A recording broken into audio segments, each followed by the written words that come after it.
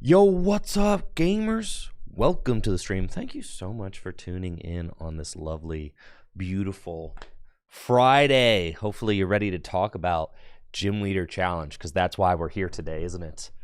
We're here to talk about Gym Leader Challenge. Oh, what an exciting topic we've got for today. This is going to be an open forum discussion community type deal where I explain my rationale for the ban list, field questions, talk about the future of Gym Leader Challenge, talk about our hopes and aspirations for the format as a whole. I feel like this is something that people do. So I was like, you know what? I got nothing to really do this Friday as far as like stream goes. I could hop on TCG Live, but I'd rather not. So let's do this. Let's do this instead, right? Let's have an open forum discussion about Gym Leader Challenge and the GLC ban list. Now, before we go any further, I want to announce something very exciting. Okay, something very exciting. The new direction of the format. I'm actually partnering with ChatGPT, and actually all future bans are going to be decided entirely by artificial intelligence. That's right. No more need for human intelligence, folks. Actually, we are just going to let AI take the wheel, all right? And we no longer will have to worry about whether or not the bans are optimal because ChatGPT is going to help us make them optimal every single time, right?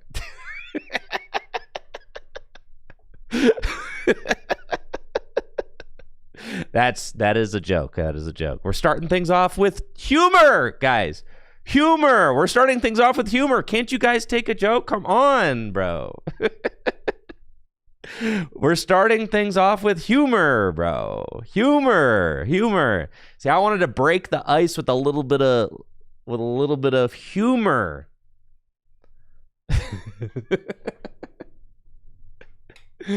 Yes, wanted to break the ice with a little bit of whimsy, a little bit of humor to get things going. Isn't that just more fun? Yeah. We got some subs to kick off the stream as well. Thank you so much, Jack. That's Jesse, IRLdino, Miniature Arts, Shiro You, Snorlax Dead, Horsey. Yo, Horsey, 79 months. That's almost 80. Let's freaking go. TCG1 stream? That would be something, wouldn't it? How's this chat look? This chat is like showing up okay. I guess it's doing all right. My on-screen chat. I want like people who watch this back on YouTube to be able to like. I suppose I could do it like. I could have two chats. I could do it like this, where I kind of do like this whole thing. White on white isn't great. I know. That's why I think I'm just going to fix it. Yo, we got a hype train going on. Duck Dad. Let's go, Duck Dad. And Mecha Beast. Don't worry, YouTube. I haven't forgotten about you. Okay. I got my YouTubers coming out, too. I just want things to be as legible as possible, so. Listen, this is what we're going to do. Bang. We can just do that. We got YouTube chat. We got Twitch chat. And I love them both equally. Okay. I love both. I love all my chats equally, folks. Oh, but let's get rid of this chat now so we're not doubling up. Yeah, things look great. This looks fantastic. Okay. Thank you, Muff Brindo, for that sub. Appreciate it. All right, things looking pretty good. Looking pretty legible. I think so. Yeah, things are looking nice. All right. So I've got a couple of things that I want to start out with. Wait, did Chuck Norris actually die? I saw something about Chuck Norris. Yeah, Chuck Norris used to be huge. Wow, he's actually dead. Do you think he roundhouse kicked his way into Do you think you do you think you roundhouse kicked Heaven's Gates? I should not be laughing about it. I should not be freaking laughing, bro. But it's programmed into my freaking skull. I cannot get it out. I cannot get it out, bro. I can't. I can't stop. I can't, bro.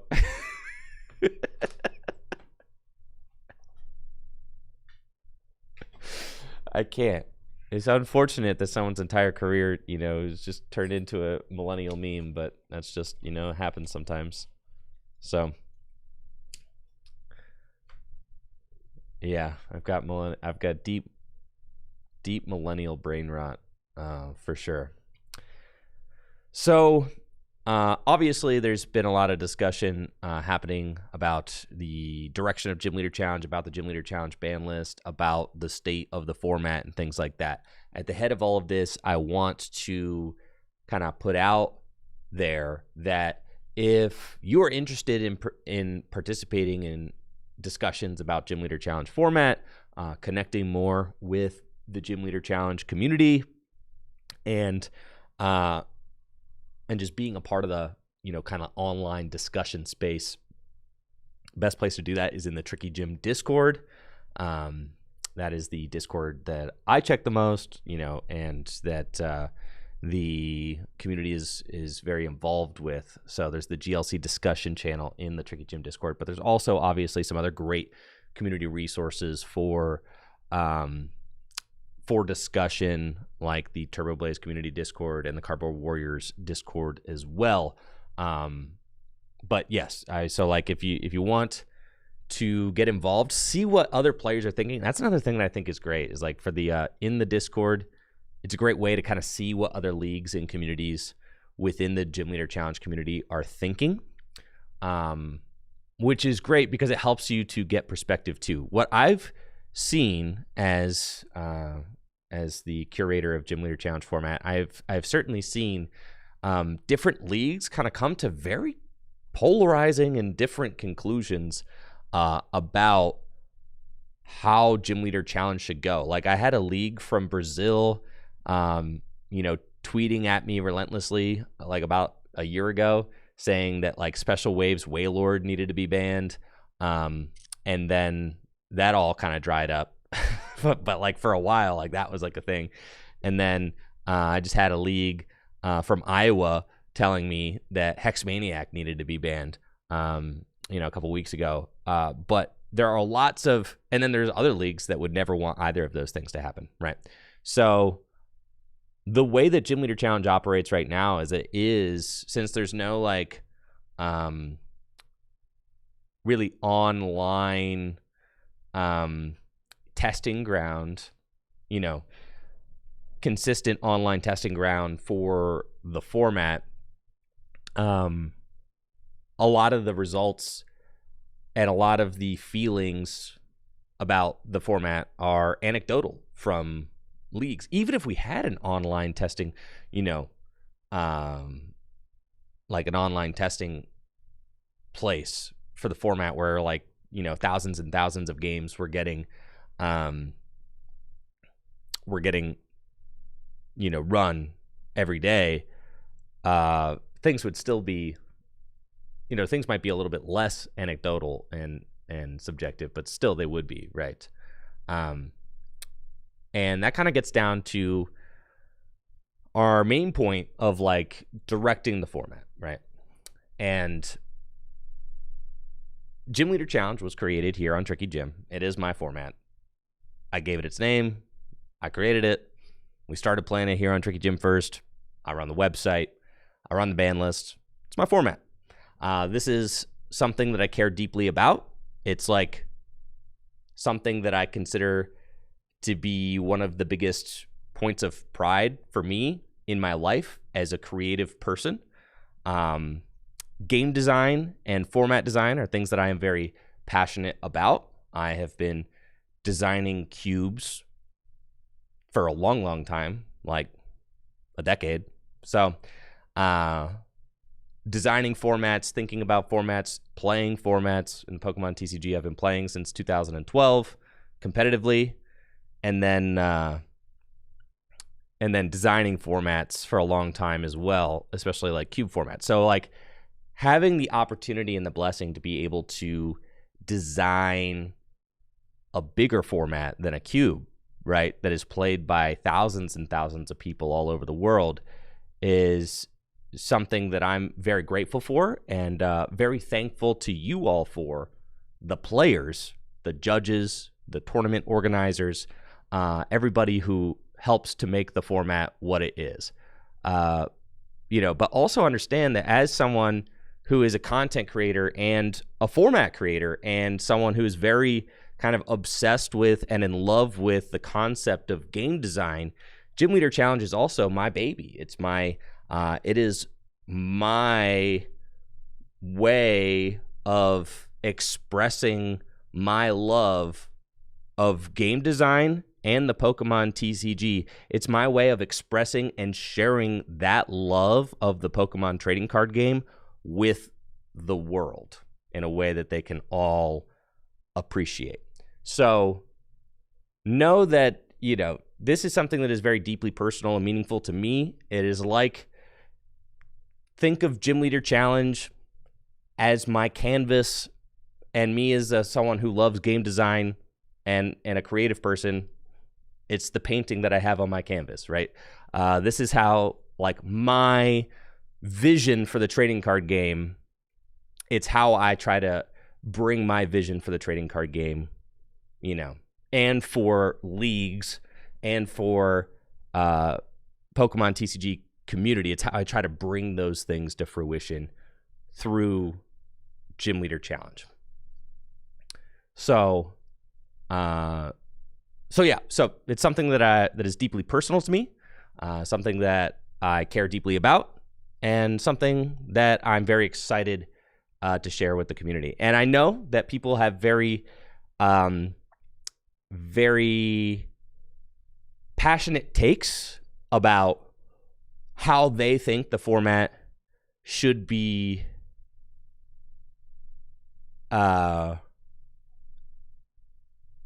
people have very passionate ways about how they think the format should be directed, and people have very passionate feelings about what cards should be banned. People have very passionate feelings that, like little thingy here in the Twitch chat, that I shouldn't even be in charge of the format, even though I am solely responsible for creating it and promoting it. So, so like there's lots of people who have lots of different opinions about things, and it's, ultimately, here we are.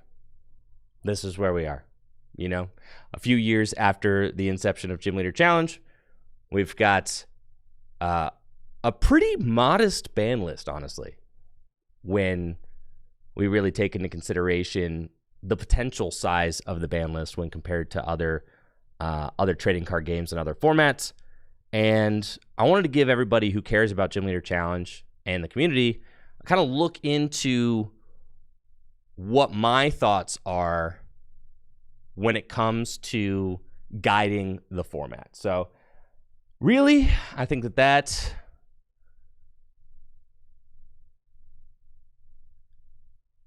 you want to think about ban philosophy, all right? Ban philosophy. This is something that I think gets a lot of people kind of... My ban philosophy is very different than the ban philosophy of many others that I've found from just having these discussions. And a lot of times when we as a community are having pretty fierce disagreements about which cards should not be allowed to be played in Gym Leader Challenge format, it's mostly because, not entirely, but a lot of the times, it's because our ban philosophies on which cards should even be banned are not aligned, right? They are not aligned. So I want to start things off by kind of expressing what my ban philosophy is in in Gym Leader Challenge. As you can see from pretty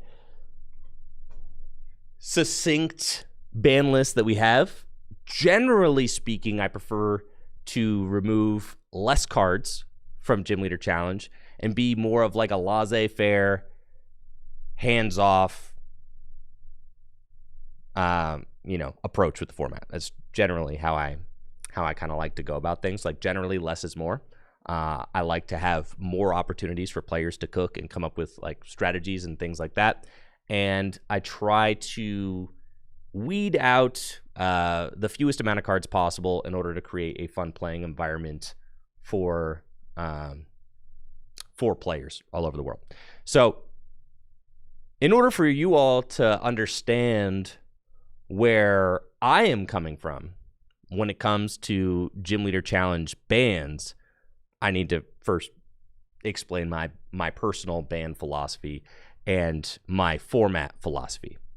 So bans are made in Gym Leader Challenge to guide the format towards producing games that are within the spirit of Gym Leader Challenge. And that is obviously very ambiguous and open-ended.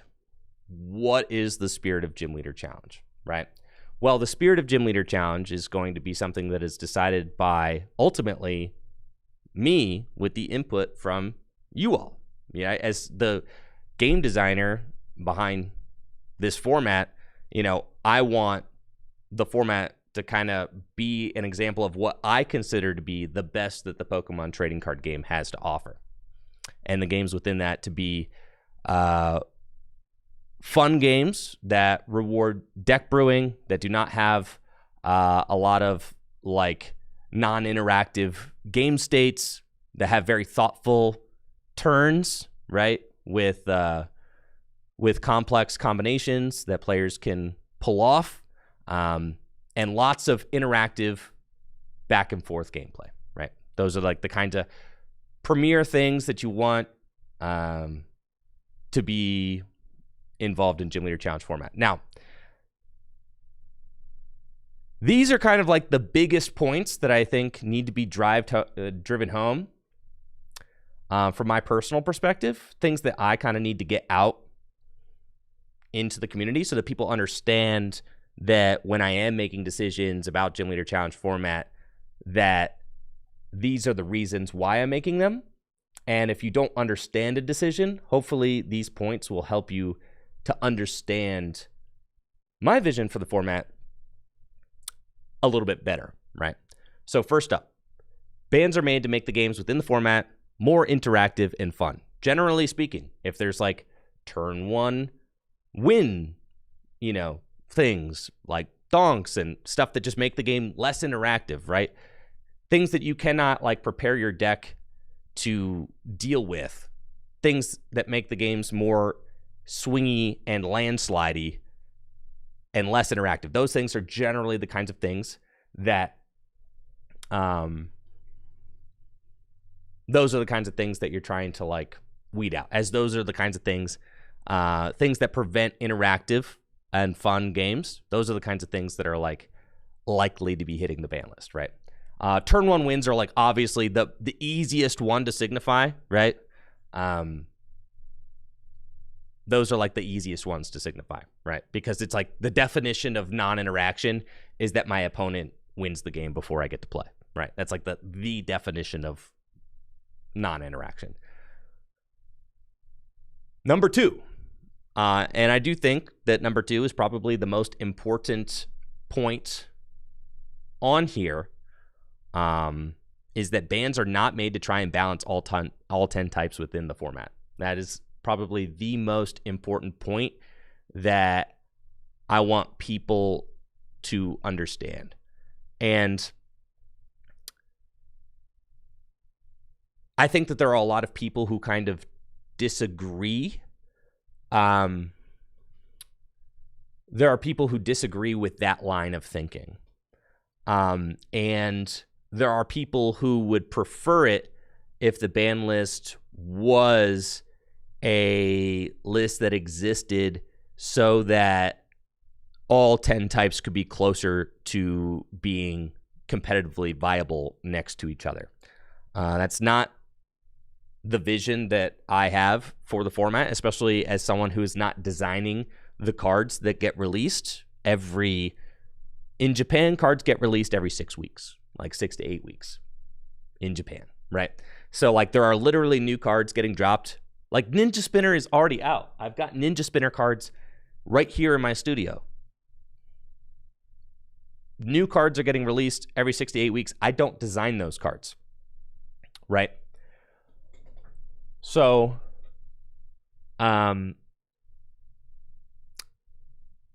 my goal with the ban list is not to make all 10 types competitively viable next to each other.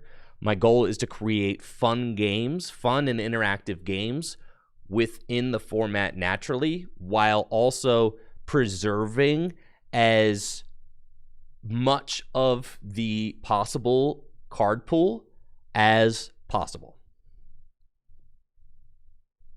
So to me, it is better that the top 4 decks all have very interesting and interactive games between each other than if all 10 decks are like equally likely to win a tournament, if that makes sense.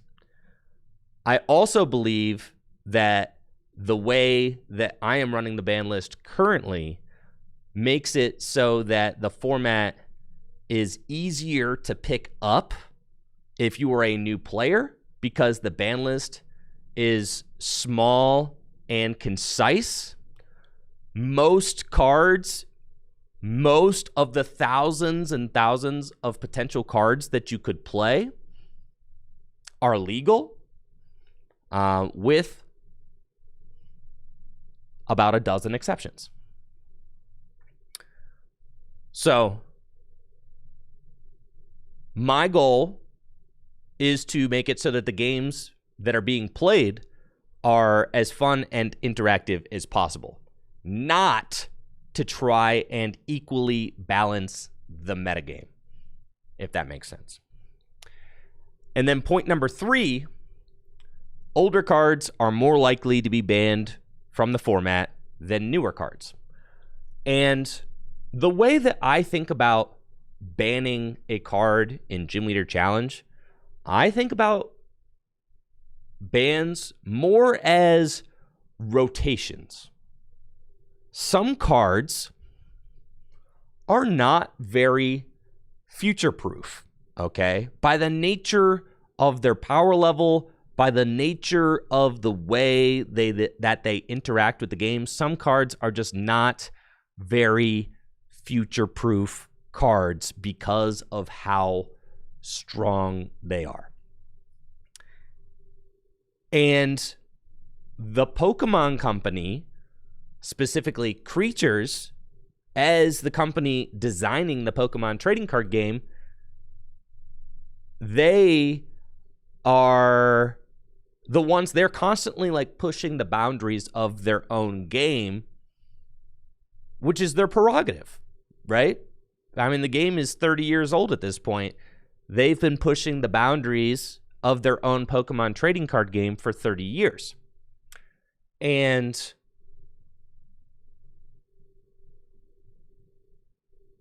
the thing about when Creatures is designing cards and printing them for the Pokemon trading card game, they are not terribly worried about sometimes printing a card that won't play well with other cards in 5 or 10 years. Because whenever Creatures is printing cards, they're just saying like, okay, this card only needs to make sense until it's rotated, right? That is how their game design philosophy works.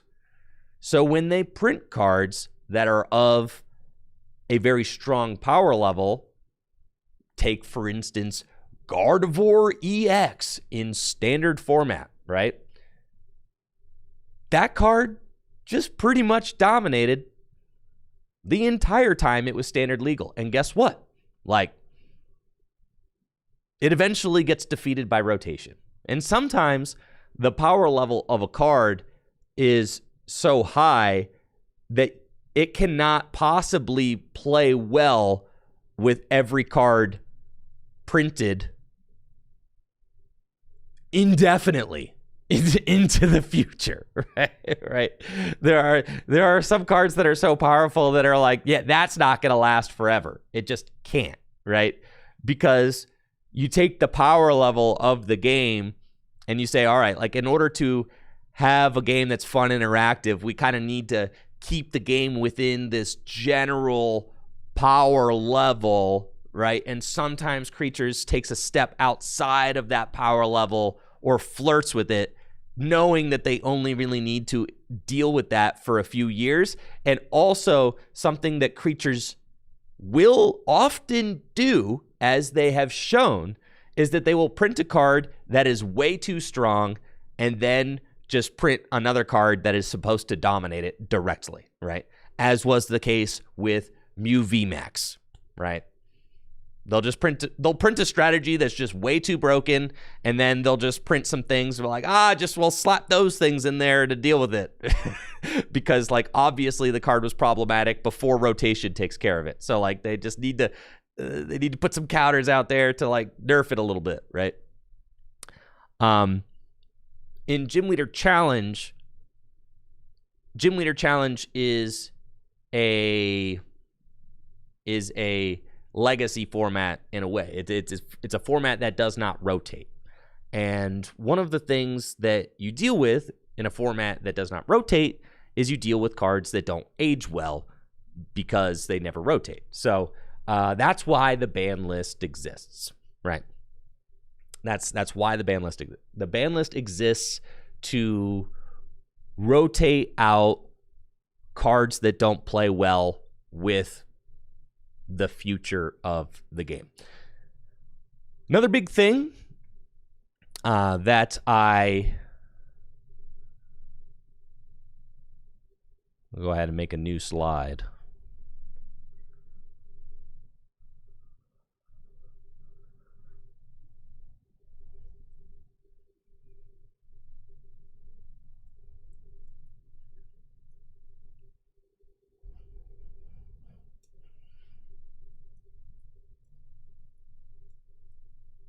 Something that is less likely to be banned, right? Attackers based on power level are not likely to be banned from the format. And the reason why, I mean, just generally speaking, I hate to remove a Pokemon from the format on the basis of power level alone. Because, and when I'm talking about power level, I'm talking about like damage output and hit points, right? Because Pokemon has shown that they are very interested in continuing to power creep their attackers. They just are going to continue power creeping them, right? When Gym Leader Challenge started, 130 damage was kind of like the magic number that decks were hitting, but now you've got like Boulder hitting 170 as a basic Pokemon for 2 energy. You've got Ogie Dogie hitting 170 damage for 2 energy as a basic Pokemon. You've got Snorlax from Lost Origin hitting 180 damage for 3 energy. You got Hops Snorlax, which can potentially hit like 200 damage for 2 energy with the Hops Choice Band attached to it. You've got Raging Bolt, another very powerful basic Pokemon. You've got Zamazenta, 220 damage retaliate for just 3 energy. You've got Druddigon, 160 damage retaliate for just 2 energy. Zacian, 140 damage retaliate for just 2 energy. You got Mewtwo, 180 damage or 180 damage if you're, the basic Pokemon are crazy in Gym Leader Challenge format. And they've only gotten crazier since the format started. I will say that Pokemon has started to boost the hit point total of their Stage 2 Pokemon a little bit. We're starting to see more and more Stage 2 Pokemon with like 180 hit points, which is really important, actually. I think that Creatures really needs to start doing that because their basic Pokemon now are just so big and powerful that that's kind of like a flaw within their own game design, is that the stage 2 Pokemon are not big enough. And the flaw with that game design is that if I'm wasting 3 to 4 cards to get a stage 2 Pokemon into play, right? And my opponent can remove that card from play with a single basic Pokemon, in a lot of situations, that means they 3-for-1'd me, right? Like I wasted 3 cards and multiple turns against a card that took 1 turn to get into play. You see, like that's just an unfavorable trade. And if you make those kinds of like unfavorable trades multiple times in a game, you're going to lose the game. So as the format director, what do you do about that? Well, you let things play out and you hope Creatures makes good decisions, because the alternative to that is to ban every overpowered basic Pokemon that they print, right? And that is not something that I am willing to do, because I think it's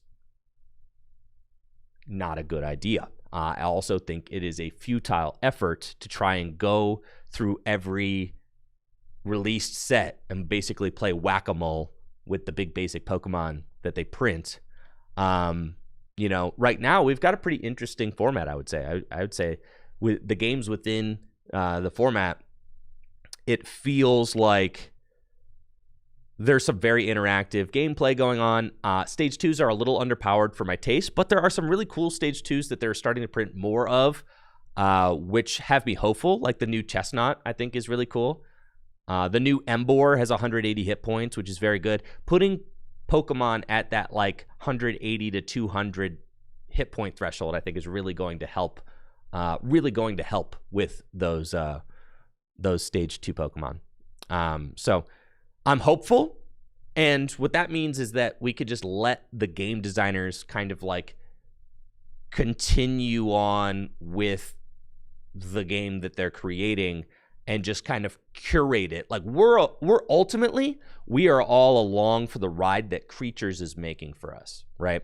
And what I am trying to do is trying to curate as fun and accessible of a format within the format as possible. That is what I'm trying to do. And part of it being accessible is having a small ban list, because if your ban list is too big, you're not going to have enough people that are interested in diving into it, which means you're not going to have enough people at your local leagues to actually freaking play with you, which means that the format won't exist. So by nature, there needs to be a concise ban list. I believe that is essential to the existence of the format, is to have a small, concise ban list. I believe that is absolutely essential. If we had a 50-card ban list, I believe that there would be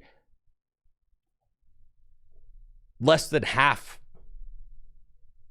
the amount of player base that we have now, and that it would continue on. If we had a 100-card, 200-card ban list, I mean, look at the issues with formats like Yu-Gi-Oh! Like Yu-Gi-Oh! Is largely considered to be one of the most difficult games to get into because of the ban list, right?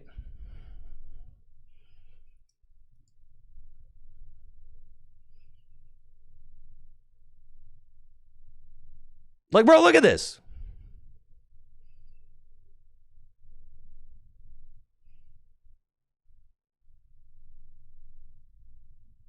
That's a lot. Now, obviously, there is an appetite.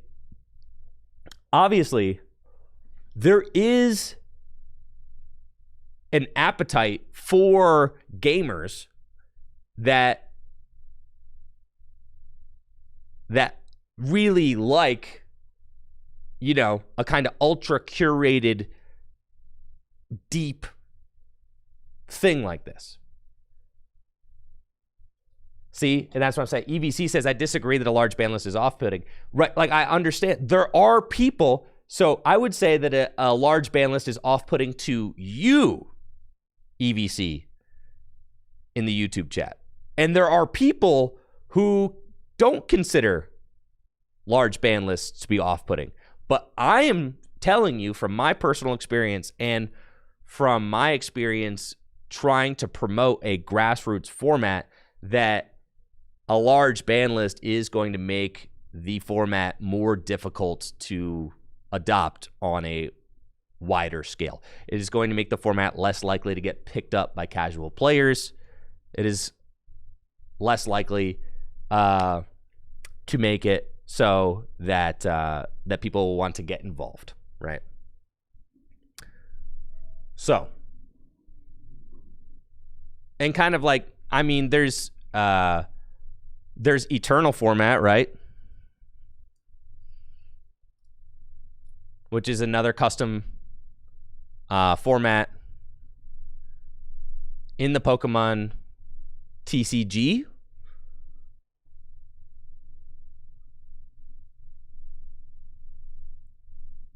Right? And just to give you an idea of how extensive a ban list can be, right?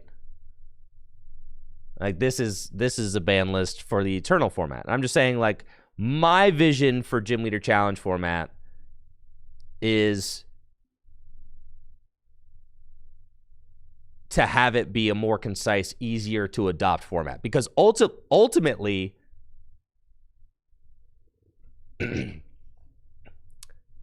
yeah, definitely rest in peace. I mean, obviously an incredible creator, and Justin Basil did incredible work for the Pokemon community, and obviously created a format that a lot of people do like. But I'm using that as an example. That's like the other, custom format within the Pokemon TCG. And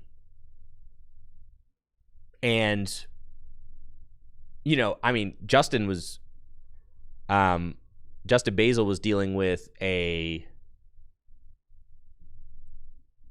much larger card pool, had a much more difficult task of kind of reining in an unlimited format, right? But what I'm saying, and there are people out there that are going to find that kind of proposition exciting, right? The entire Pokemon TCG card pool being played together. There's a ban list that I can digest in about an hour. That's exciting, right?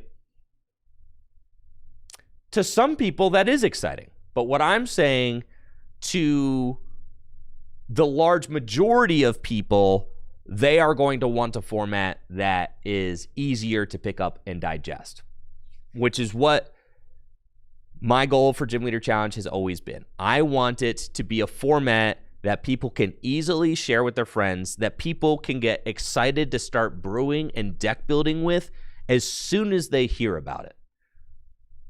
Which is why I have always erred on the side of simplicity.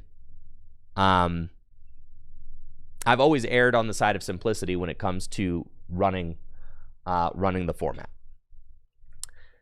And I don't feel like I really need to defend that anymore, because the proof is in the pudding, in that it is the most popular alternate format in the Pokemon TCG. Obviously, some amount of that is because I'm a streamer and YouTuber, but I'll put it this way: there are Gym Leader Challenge leagues all over the world, and many of them don't know who I am. So the format has gotten to a point where it is starting to outgrow me, which is very exciting. Okay, that is very exciting. When I see people playing Gym Leader Challenge who don't know who I am, that to me is a dream come true, because it means that the format is more popular and capable of being passed around outside of my personal influence, right? So that to me is a beautiful thing. That's awesome. I love that. My hope for Gym Leader Challenge is to just kind of be the man behind the curtain, right? And just let everybody else have as much fun as possible. So popular in Brazil, people have no idea who's you, John GLC. Is that what people call me, John GLC? I've seen that multiple times. That is pretty funny. In El Salvador, we play GLC tournaments every Wednesday. That's amazing. That's amazing. So, yeah. So it's at that point, like basically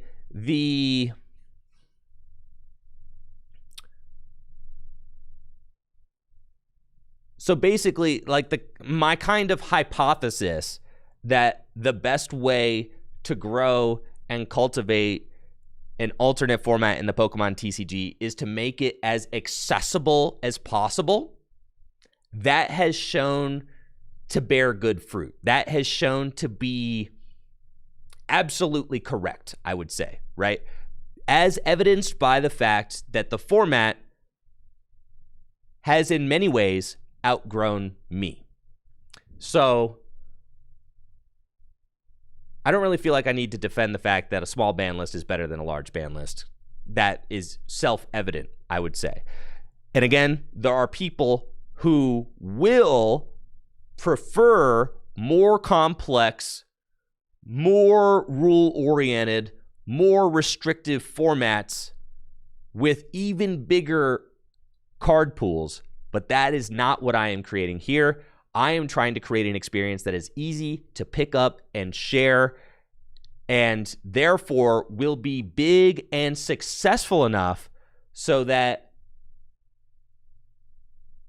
leagues all over the world adopt the format, and you can actually go to a local league where Gym Leader Challenge is being played and play a common alternate format game with someone you don't even know.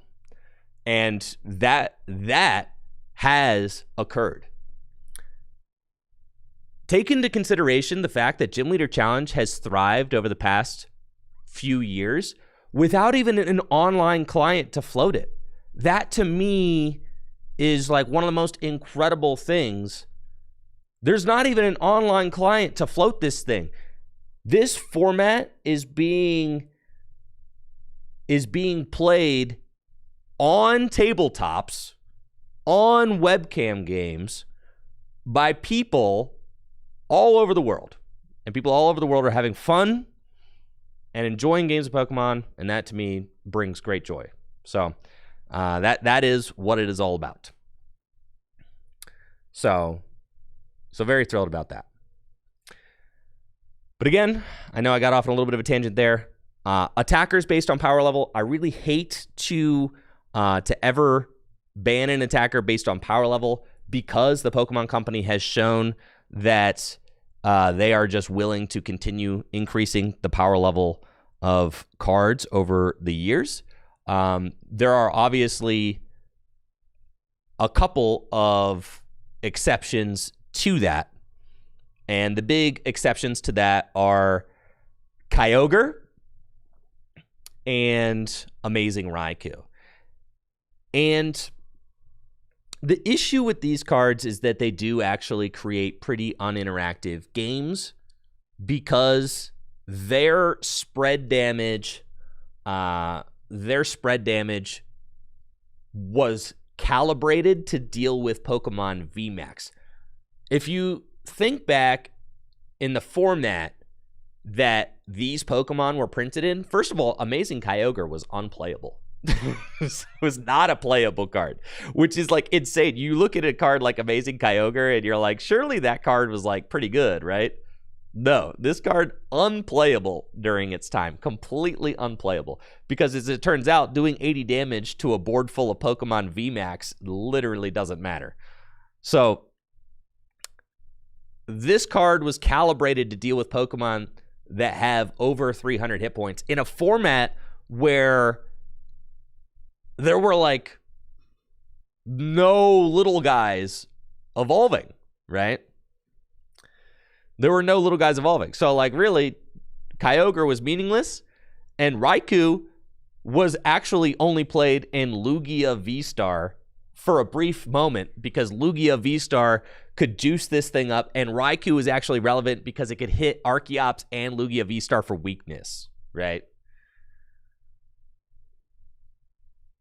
Couldn't the same be said about Okidogi? Good point. So Okidogi is certainly calibrated to deal with the power level of Pokemon EX.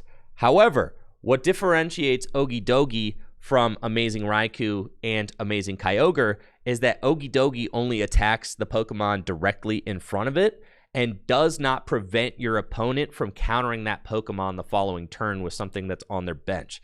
Raikou and Amazing Kyogre, they are calibrated to spread, specifically not to attack Pokemon VMAX, but to spread damage in a Pokemon VMAX format, which means that 120 damage to multiple targets, you're not just taking out the active Pokemon, you're taking out the backup attacker as well.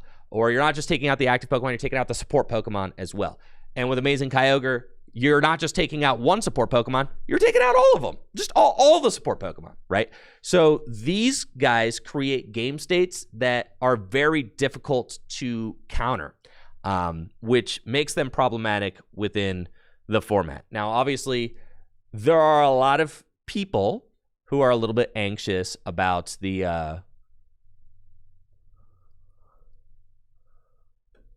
Deoxys that's on its way, right?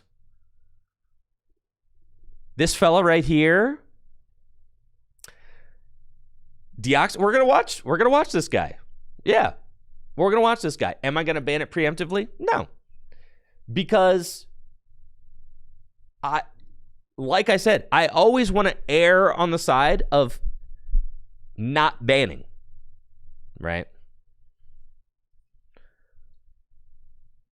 You always want to err on the side of not banning things. So first, you want to just see, okay, does the power level of this card, is it problematic in the format? Or is it something more like Guzzlord, right? Where like Guzzlord takes 2 prizes, and that's kind of the comparison that you're always going to see is Guzzlord. People will be like, oh, well, why is Amazing Raikou a problem if Guzzlord's not a problem? And the difference is that Guzzlord takes 2 prizes while only knocking out the active. So it doesn't also counter whatever Pokemon your opponent is building up to deal with the Guzzlord.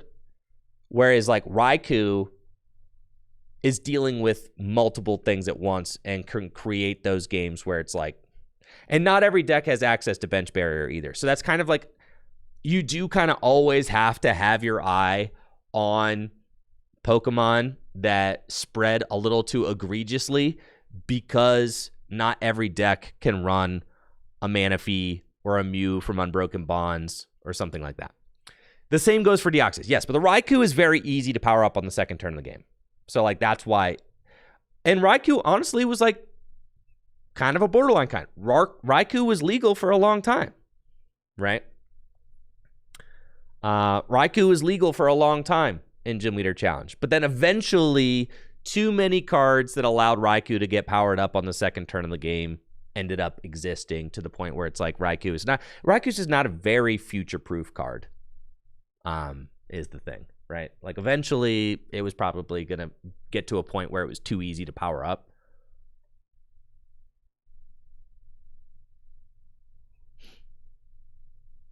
Now, Deoxys, I will say, if you want kind of like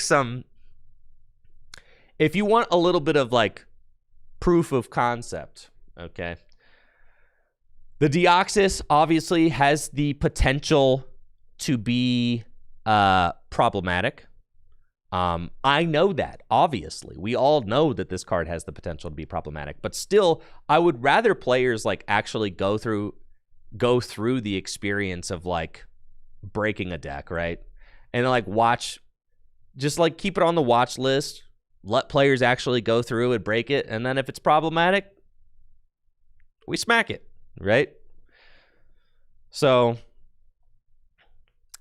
that's my approach. And again, it's because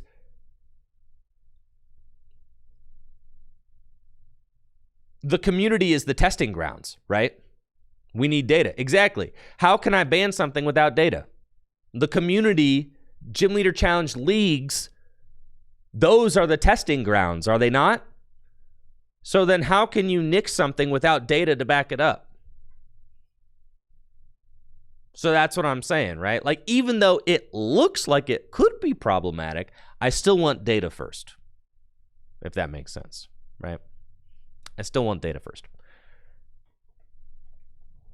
So for now, it's not a problem. It's not a problem until it is a problem. That's the way that I look at it.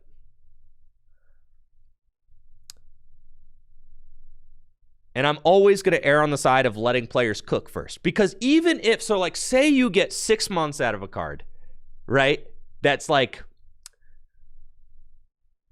do you see? Yeah, exactly what Aster Supernova is saying over on YouTube.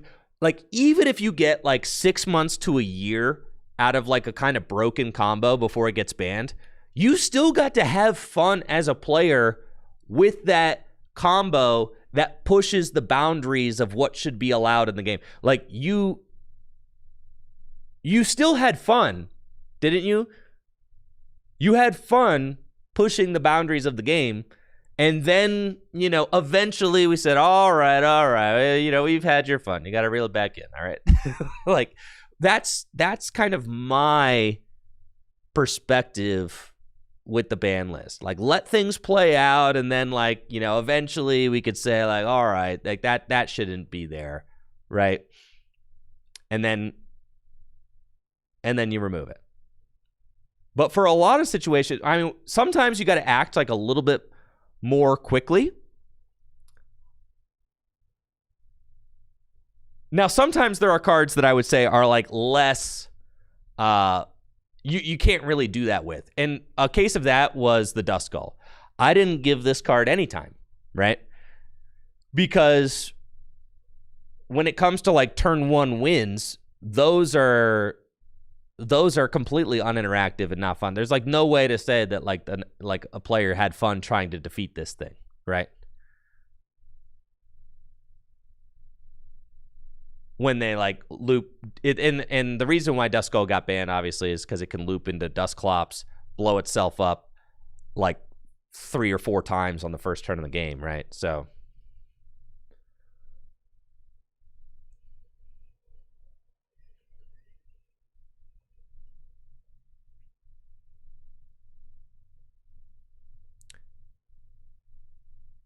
now, as the curator of the ban list, something that I kind of I think about is speed, right? To me, power level is not something that you can really easily like curb, right? I mean, like, you could do something drastic to say like, oh, all basic Pokemon that deal over 140 damage are banned. That would be crazy. But you could do something like that, right? Or you could go through and you could just ban like every single powerful basic that they ever print. Like, you could go through and you could do that. To me, that people are mostly going to hate that. People aren't going to actually enjoy that if you do that. And again, the format needs to be well received and popular by the masses, okay, in order for it to exist.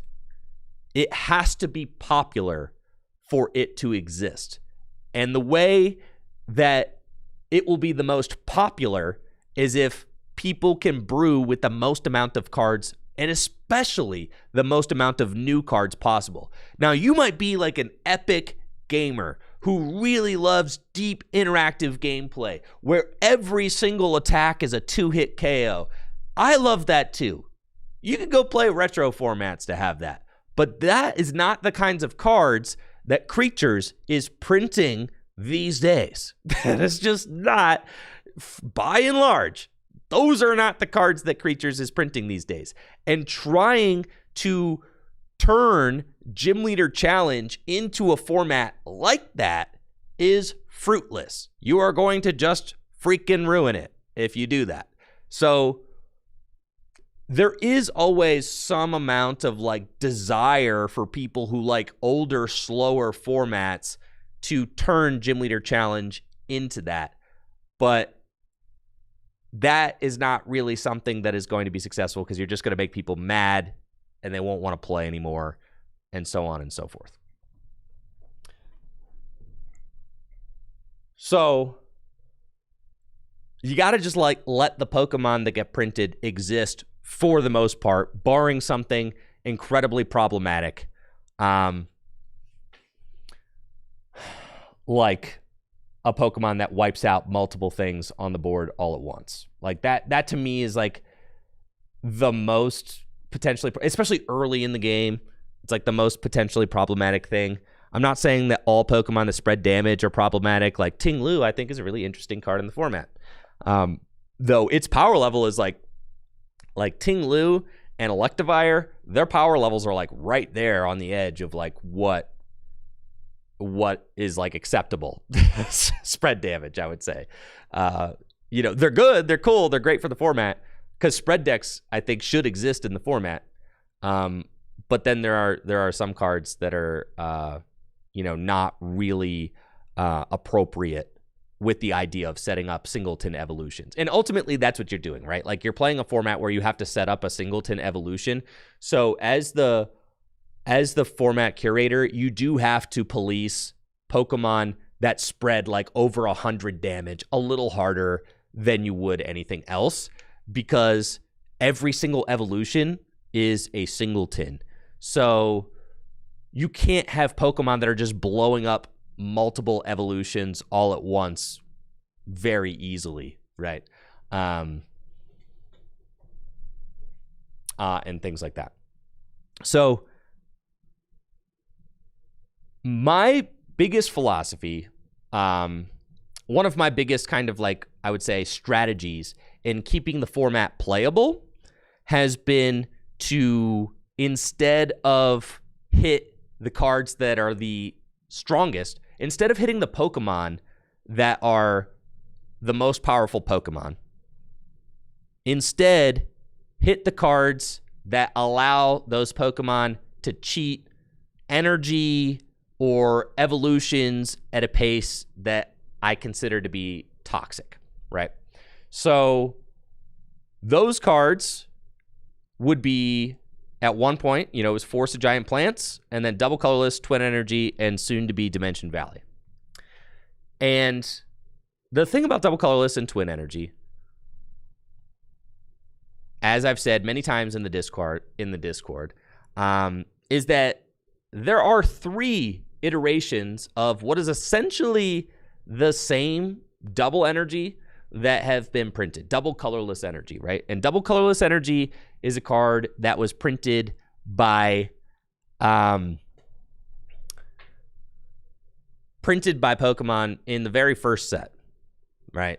Double Colorless Energy. It is a historical concept in the Pokemon TCG that you can provide 2 colorless energy with 1 special energy, right? But that card has gone in and out of standard formats multiple times throughout the game's history. And eventually, they started modifying it because they understand that Double Colorless Energy is kind of, it's a broken card. It's like too powerful. So creatures started modifying the formula for Double Colorless Energy in the Sword and Shield block with Twin Energy, right?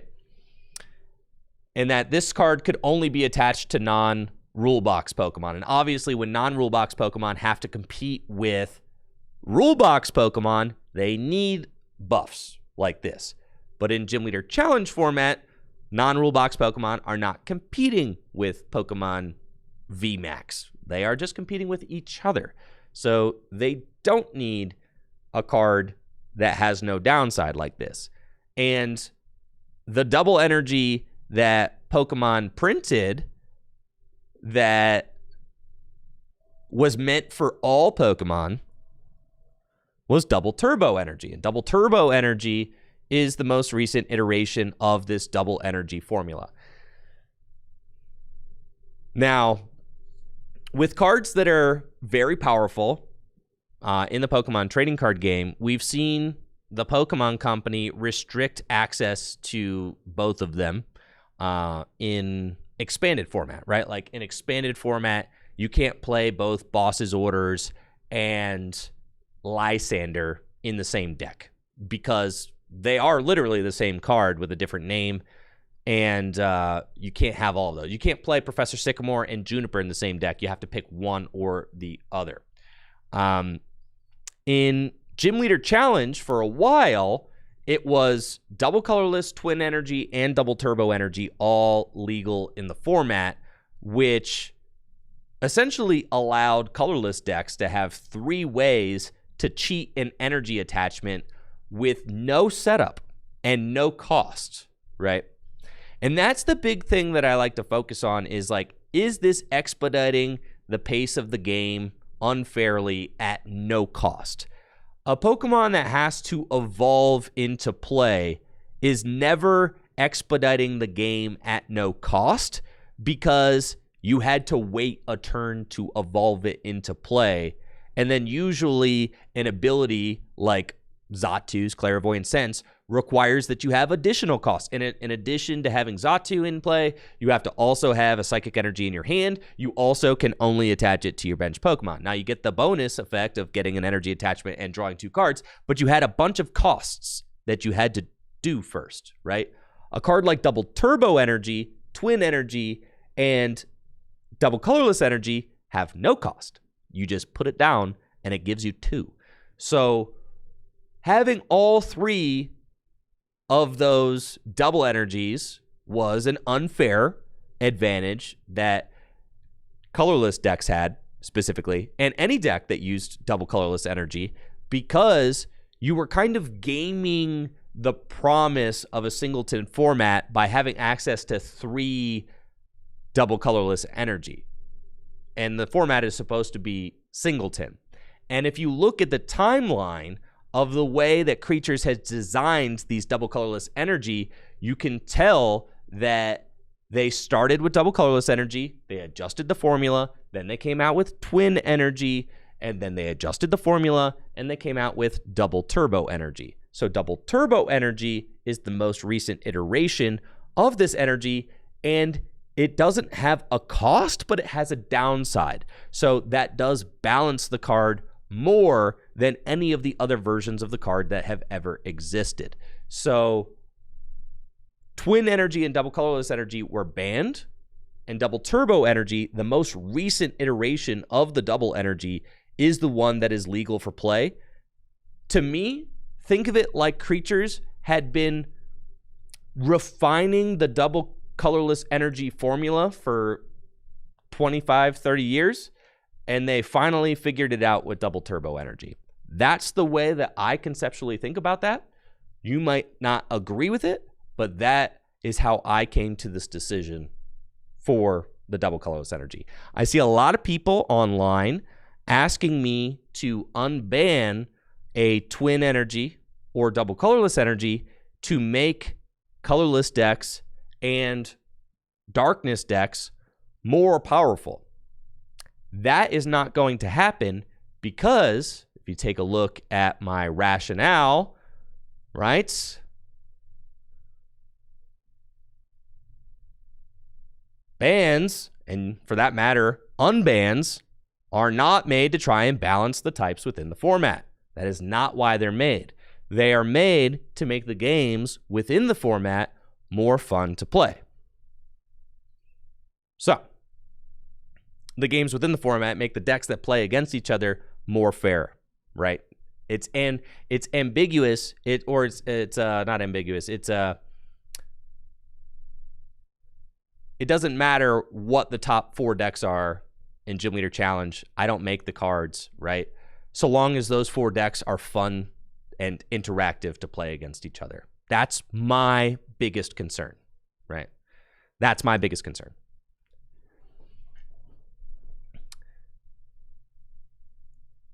And then next month,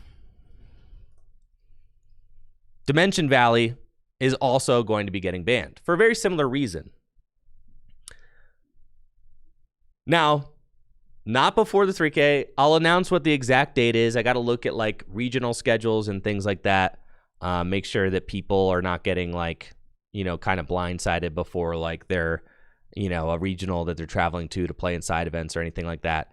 But after, at some point in April, Dimension Valley is going to is going to end up getting banned from Gym Leader Challenge as well. And the reason for this is, again, very similar to Twin Energy and Double Colorless Energy. This card was printed at a time in 2014, right? This card was not printed to be eternally future-proof in the Pokemon TCG. It was printed within a context to buff certain attackers and Pokemon during its time. And Dimension Valley is a card that is 0 cost and can allow almost all of the best attackers in the Psychic deck to attack for 1 energy. So Dimension Valley easily expedites the pace of the game without any cost.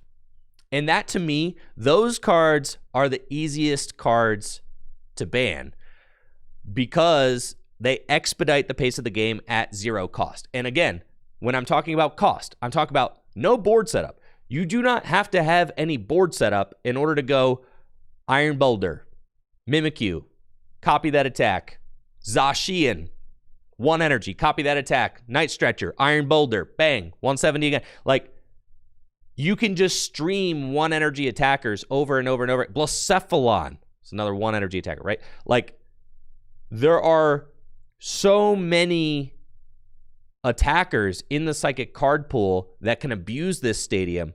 And what makes it really tough is that, God forbid, Dimension Valley doesn't get countered on like the turn that Psychic decks play it. What that means is that Psychic then gets to snowball 1 energy attackers to the point that, or 1 energy or 2 energy attackers, to the point that they are able to create a severely advantageous board compared to other decks because they've been cheating energy multiple turns in a row, right? Whereas like with cards like Double Dragon Energy, that's at least attached to a single Pokemon. So like if you knock out the Pokemon with a Double Dragon Energy on it, they have to recover the Double Dragon Energy from the discard pile. Right? It's not like the Double Dragon Energy just passes to the next guy, right?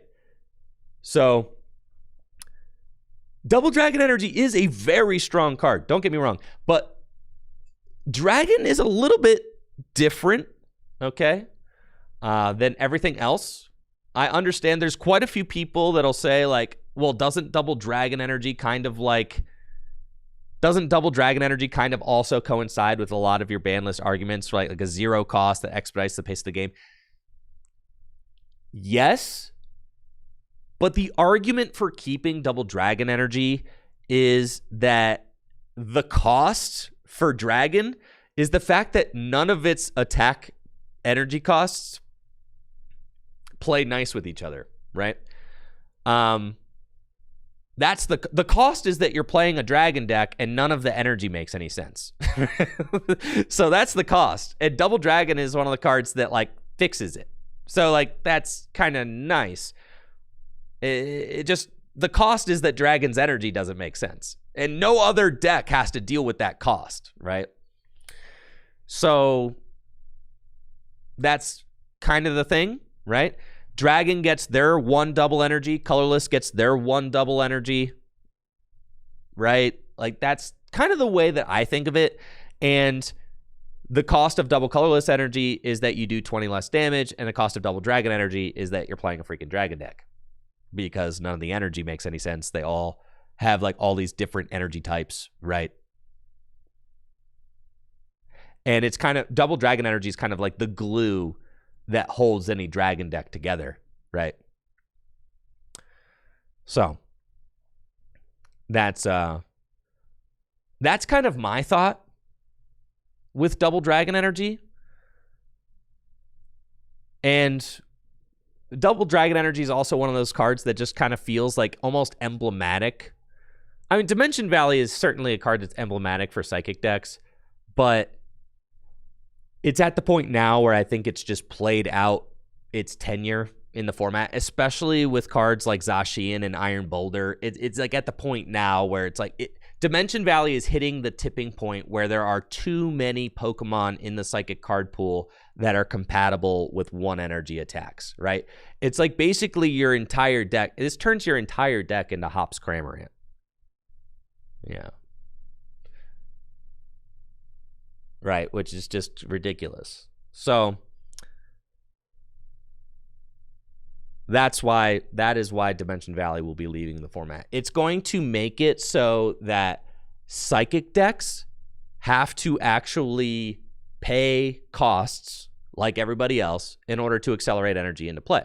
You're going to have to either set up a stage 1 Pokemon like Malamar or Xatu, or you're going to have to get an energy into the discard pile in order to play Wonder Patch, right? The cost for Wonder Patch is to get an energy into the discard pile. That's like not the, that's not a guarantee. Dimension Valley, there's no cost. You just put it in. The only cost is that there might be the only restriction is that there might be a freaking Chaotic Swell in play, which is like a one-off state, right? So like that, the Dimension Valley ban is not happening until April. Yeah, I'll announce it in April. It is not happening until after. So like the Perfect Order 6K doubleheader is not going to be affected by this at all.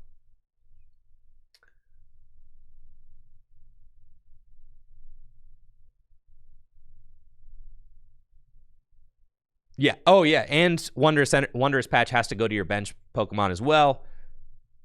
So there are like multiple restrictions there. But anytime that there's a card that is just zero cost, zero restriction, I mean, really, Pokemon did more of these kinds of things back in the day. Pokemon has decreased the power level over the years of like a lot of their cards. Like keep about like Battle Compressor, right? Now, Battle Compressor is a really cool card. I actually think the Battle Compressor is like such a dope GLC card, right? But they'll probably never print this ever again. So to me, this is the kind of card that was like, it's very powerful and it's very cool. And it's very cool that this card is like legal in Gym Leader Challenge, but they will never print a card this powerful ever again, right? Same with Forest of Giant Plants, which did end up hitting the ban list, right? So like Forest of Giant Plants, Pokemon basically admitted that this card was too strong by printing Forest of Vitality. Did they not? Right? They literally admitted that this card, they did print again. Don't talk to me about the... Don't talk to me about that support. That is... No, they would... Don't talk to me about whatever that supporter is that discards too. Burnett. Yeah. Now, Forest of Giant Plants is obviously... a card that is so not future-proof, right, that it ended up getting banned from expanded format. It's banned from Gym Leader Challenge as well, because with like the Torterra line and Roserade, it was very possible to get like multiple turn 1 stage 2s into play with Force of Giant Plants, like on the first turn, which is just ridiculous. Like that kind of thing shouldn't be happening, right?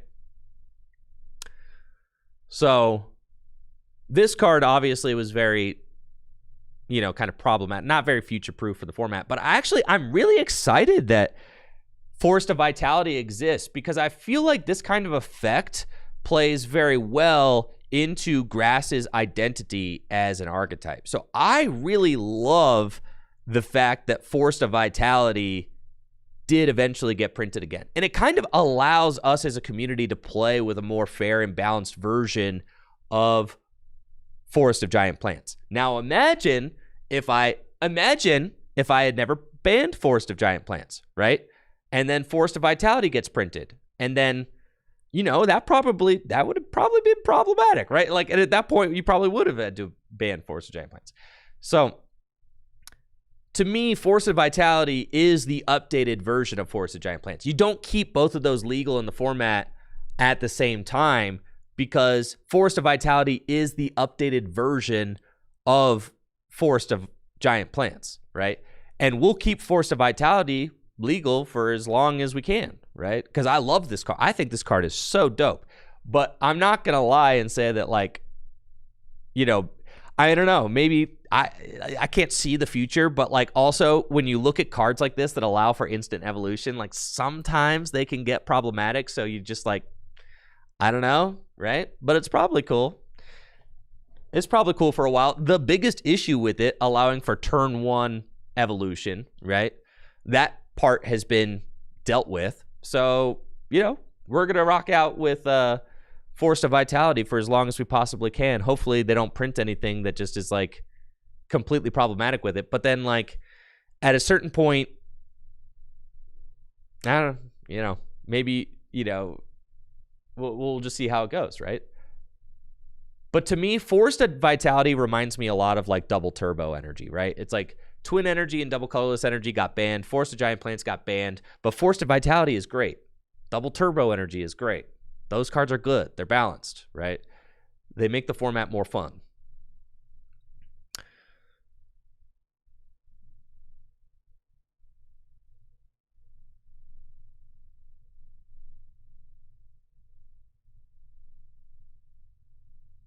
Research Lab. It's done for a lot of the same reasons as, like, the zero cost, like, expediting the game, creating unfun game states. Research Lab allows you to cheat evolutions into play in a way that is non-interactive and non-fun. And it's like, it turns out, like, fossil Pokemon aren't problematic. Cheating them into play too easily can be problematic, though, right? Because the fossil Pokemon are very strong. And the reason the fossil Pokemon are strong is because they're tough to get into play, right? Yeah, the reason why fossil Pokemon are so strong is because they're hard to get into play. So this card just cheats them into play and was created in 2019, way before cards like Tyrunt, you know, or Tyrantrum, you know, had been brewed up. And I would so much rather keep cards like look at this. Like, Archeops is completely balanced in Gym Leader Challenge format, right? Like, Archeops is totally fine. But there was a point in time where people were begging for Archeops to be banned. And it's really like, Archeops is not the problem. Like, this ability is actually fine. Archeops is not the problem. It was the cheating of it into play that was a problem. It was the 3 double energies that were a problem. Like, those are more things that are, like, holistically a problem and kind of against the spirit of Gym Leader Challenge, right? The cheating of energy, the cheating of evolutions, right? A Pokemon with a strong ability, that probably isn't going to be against the spirit of Gym Leader Challenge, unless it's like, you know, unless it's something that like the Dust Skull that allows you to, like, blow up a Dusclops on turn 1 multiple times or whatever, right? So yeah, I know I've kind of, I've been yapping now for like an hour. But at this point, I hope that my monologue here has helped to answer a lot of questions for people that are passionate about the format. I'd be happy to take any questions that people have for me. If people have any burning questions, things they want to ask, things they're curious about for Gym Leader Challenge format, things they want to know for the future. I appreciate everybody kind of hanging out and listening to me yap. I really just go at it for an hour there. So, yeah.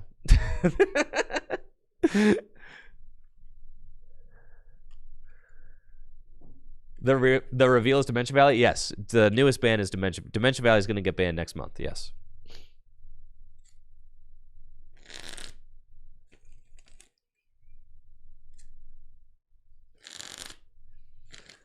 Jesse Parker, question. How can you sleep at night banning all my favorite purple cards?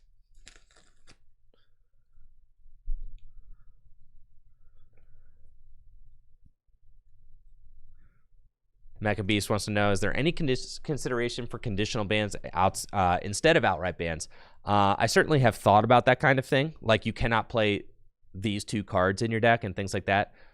But again, that kind of harkens back to my ban philosophy that the format should always be simpler rather than more complex, right? And that is going to allow for more adoption of the format, which is going to allow for more players to play it at their local leagues. It's just going to make the format more popular if the rules are more clean cut.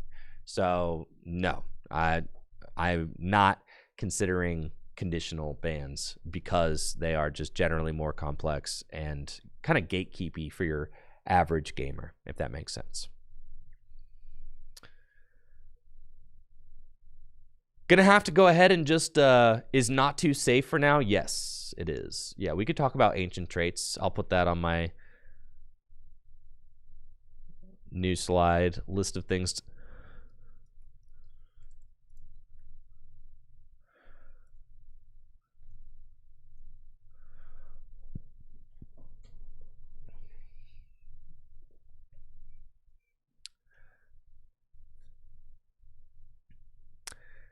Might as well address the EV question.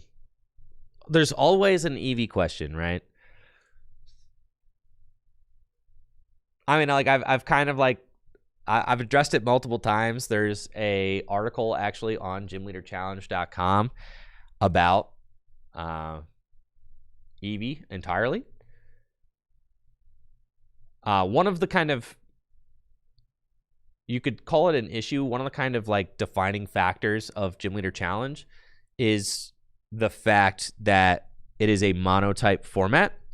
And one of the inherent kind of issues with monotype as a format in Gym Leader Challenge is that you've got Pokemon like Tyranitar, right? Darkness, Tyranitar. There's not an easy way to get this card into play because all Pupitar and Larvitars are fighting type. So in a monotype deck, you cannot easily get Tyranitar. Same goes for the Evolutions, right? And the Evolutions always get asked about because they are just, you know, fan favorite Pokemon. And people want to be able to play them in, you know, whatever Gym Leader Challenge deck they're playing. But obviously all Eevee are colorless and there's no colorless Evolution. So they're all just pretty difficult to get into play as well. So the way that I see it is like, no, could I legalize Eevee in all decks? Sure, I could do that. That to me is against the spirit of Gym Leader Challenge. The spirit of Gym Leader Challenge is that it is monotype, right? As it pertains to the cards, not as it pertains to like the video game or anything else. It is a the cards all have to be purple, or the cards all have to be blue, or the cards all have to be red, right? That is kind of like the spirit of the format, in that like when you look at a deck, you instantly know what type it is because all the cards are the same same color. And then you could make an addendum, right? So like the other thing that you could do, you could make an addendum where you're like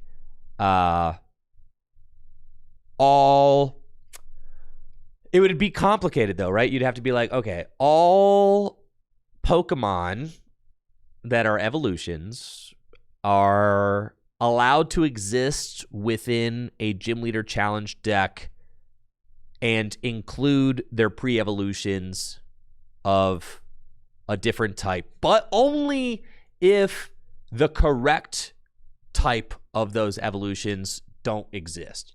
It would be something with a bunch of qualifiers and all of that, right?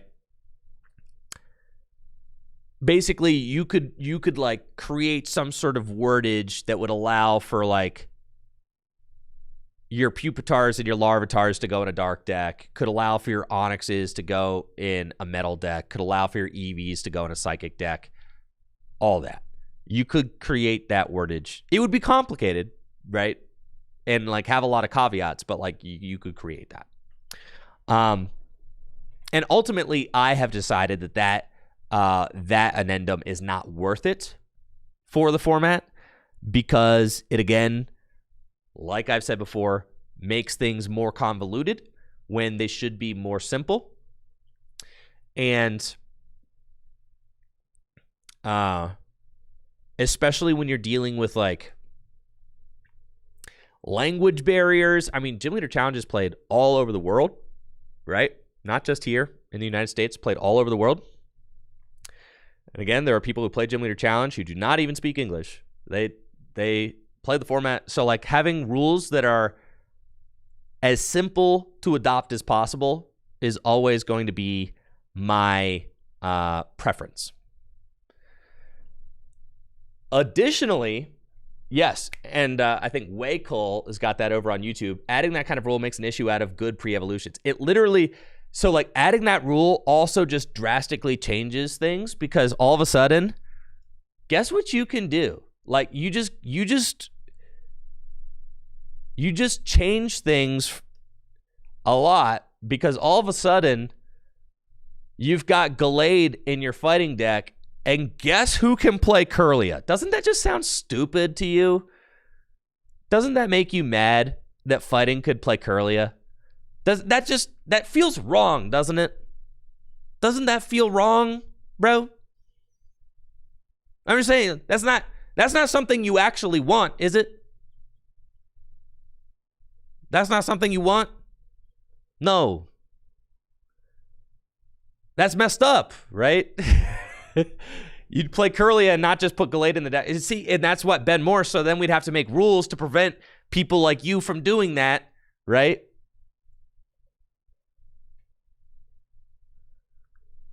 You know what I mean? So it actually just changes the game completely if you start doing that, right? That's why it changes the game completely. So the answer is no. The answer is no for Eevee. The answer is no for Larvitar and Pupitar. I love Tyranitar. I mean, I freaking love Tyranitar. I wish I could play. I mean, like, trust me, dude. I'm just sitting here wishing the Pokemon would print a dark type Pupitar or something.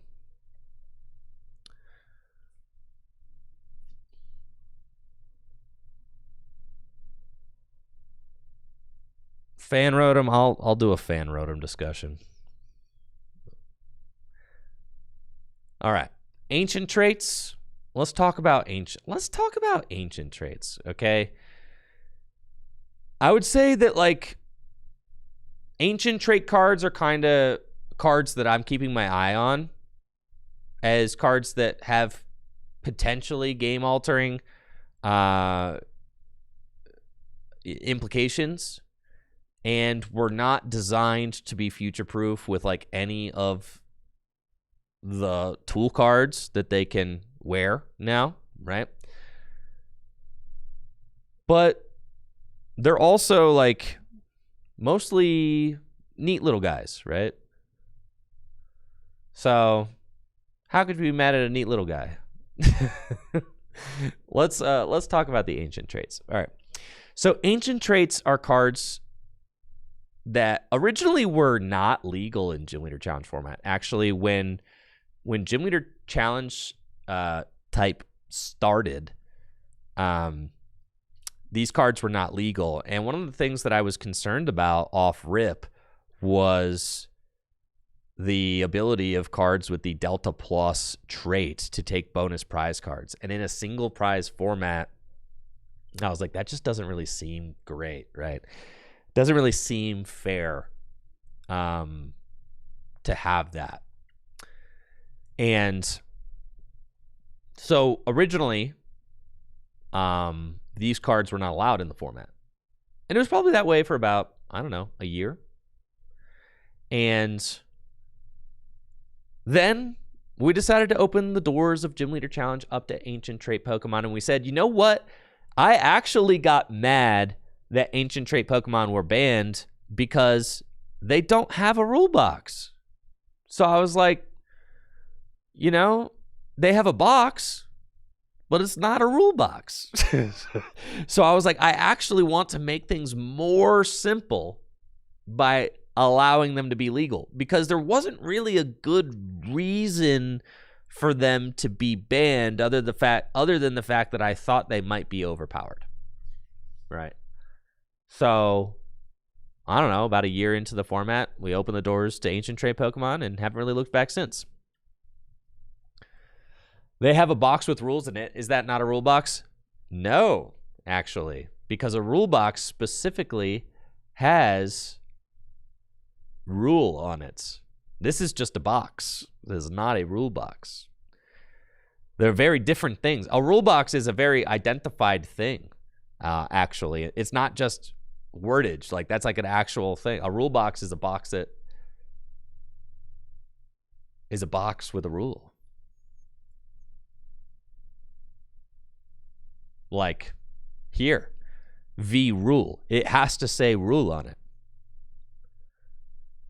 It has to say rule in order to be a rule box. All rule boxes have rule written on it. Like within the game's own definitions. That's not just something that I'm making up here on the spot. Like that's like within the game's own lexicon right there.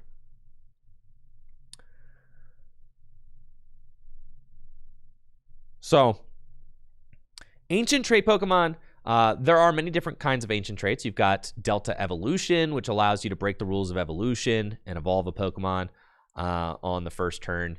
There's the Delta Plus, which is the one that's like the most problematic, right? Because it just allows you to take an extra prize card when you take a knockout with that Pokemon.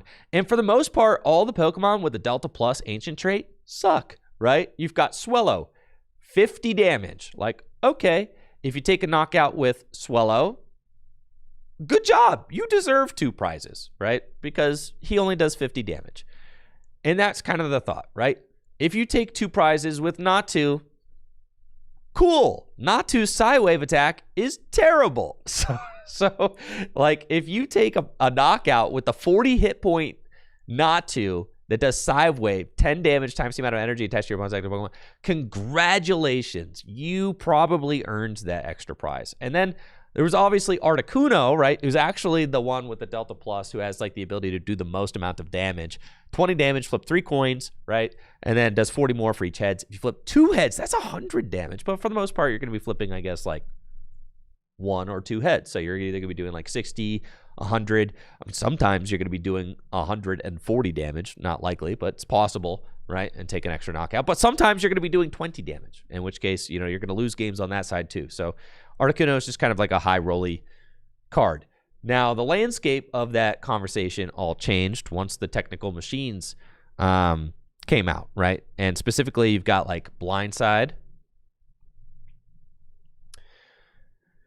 right, is a tool card that you can put onto a Pokemon and give it that attack. So you can put TM Blindside onto Natu, and you can actually perform like a not a terrible attack with Natu.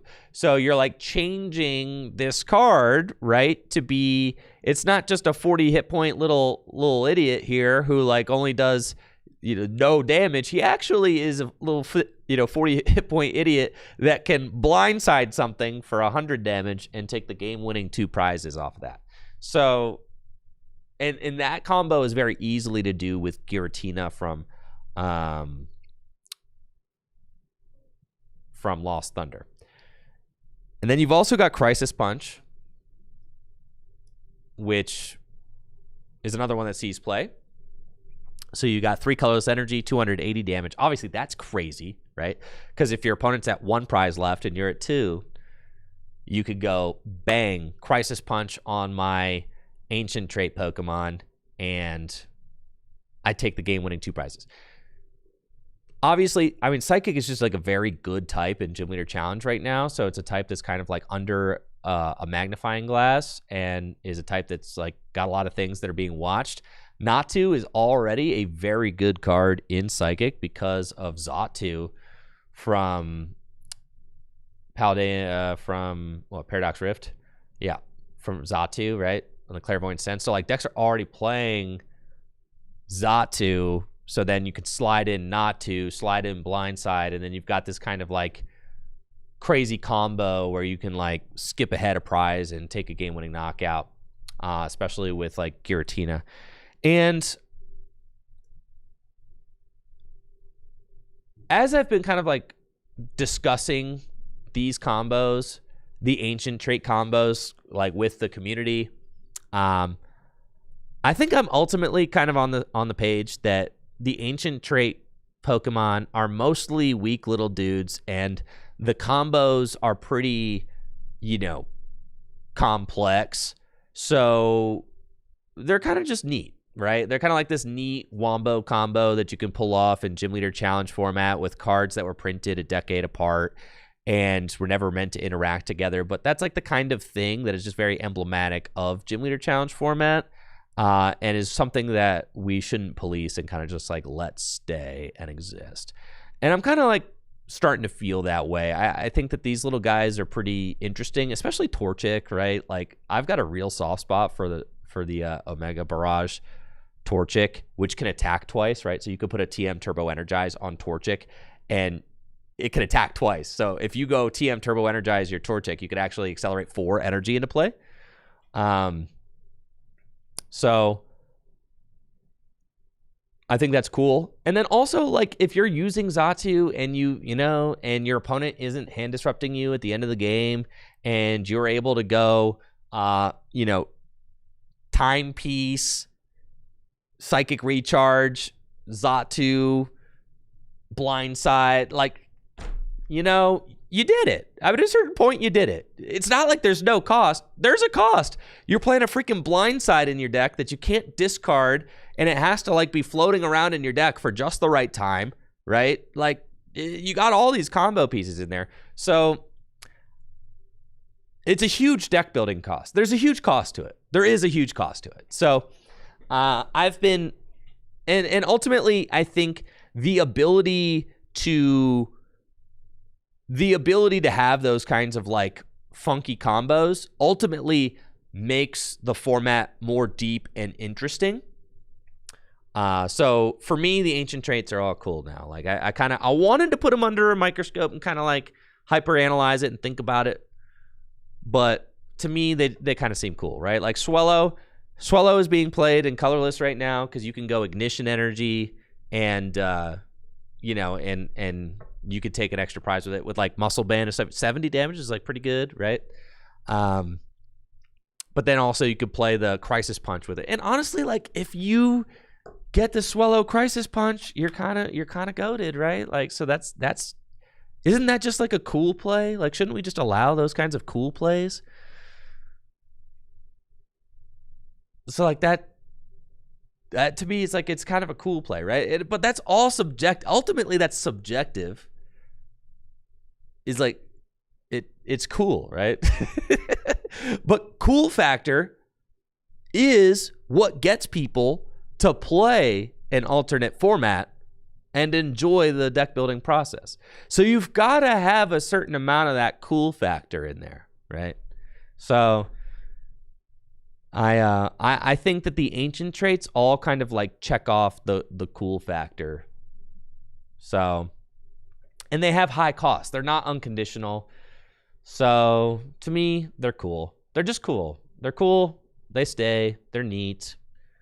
They allow for more interesting games to occur within the format. There's not many of them. They all have beautiful artwork. So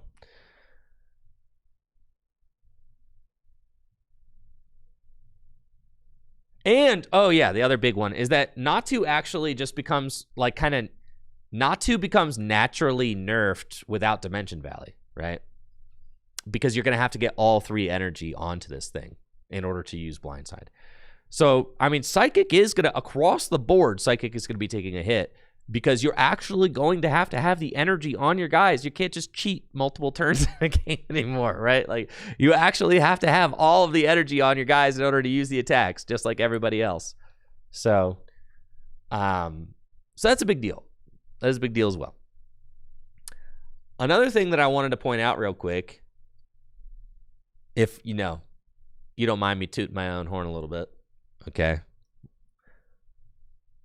I'm a toot, okay? I'm a toot a little bit. Excuse me while I toot. I'm just saying, this card has the potential to be a lot more problematic if double colorless energy and twin energy are in the format, right? Because then you can Psy Spear with 3 psychics and a double colorless energy, or 3 psychics and a twin energy, and then you're just doing 120 to do two things. But if you put a double turbo energy on it, then that's 100 to two things, which is much more balanced than 120 to two things. So just saying. The double and the twin, those bands really help to future-proof cards, right? And I think are going to play well, generally speaking, with like the future way things get printed. All right, Fan Rotom. Fan Rotom's a card that I've been talked to quite a bit. Dimension Valley is getting banned in April. Yes. I will announce the dates soon. I have to look at them a little bit more closely. I will announce it in April. But like, don't, I'm going to announce the ban in April. I am now announcing that I will announce the ban. That's what we're doing today.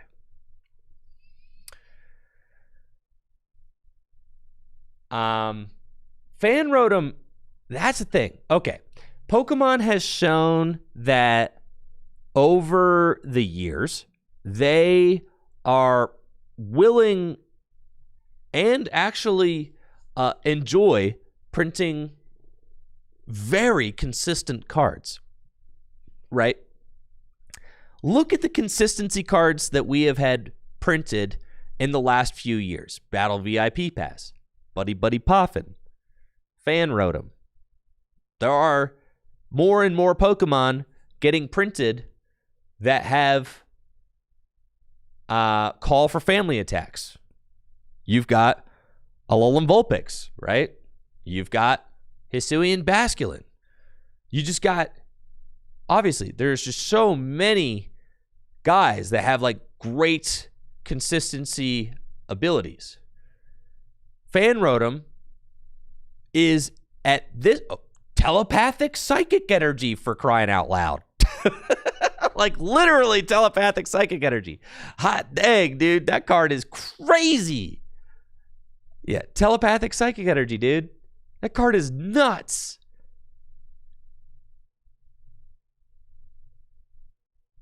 Absolutely.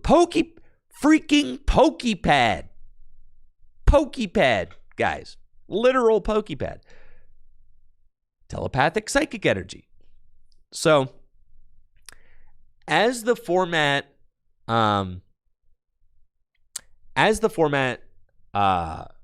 continues to grow and grow and grow and grow, I am interested in kind of speed checking energy acceleration.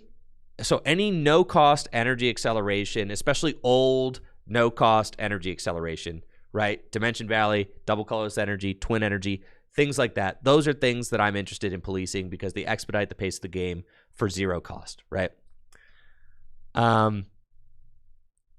Things that cheat evolutions into play. Force of Giant Plants, Research Lab, very low cost or no cost cards that cheat evolutions into play and create, less interactive games.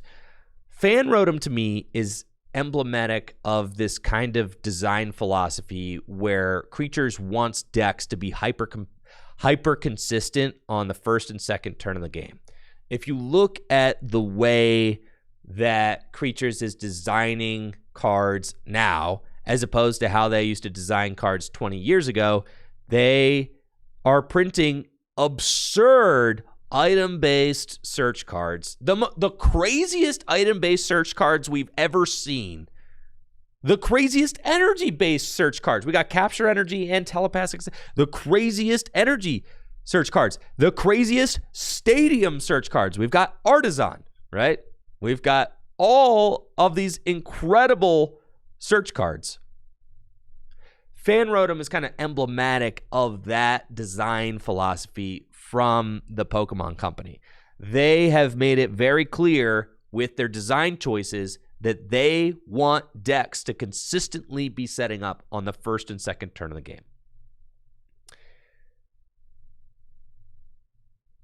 So,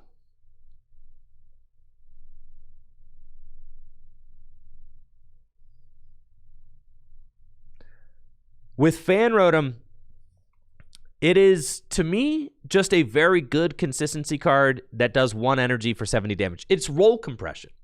Ultimately, it's roll compression, right?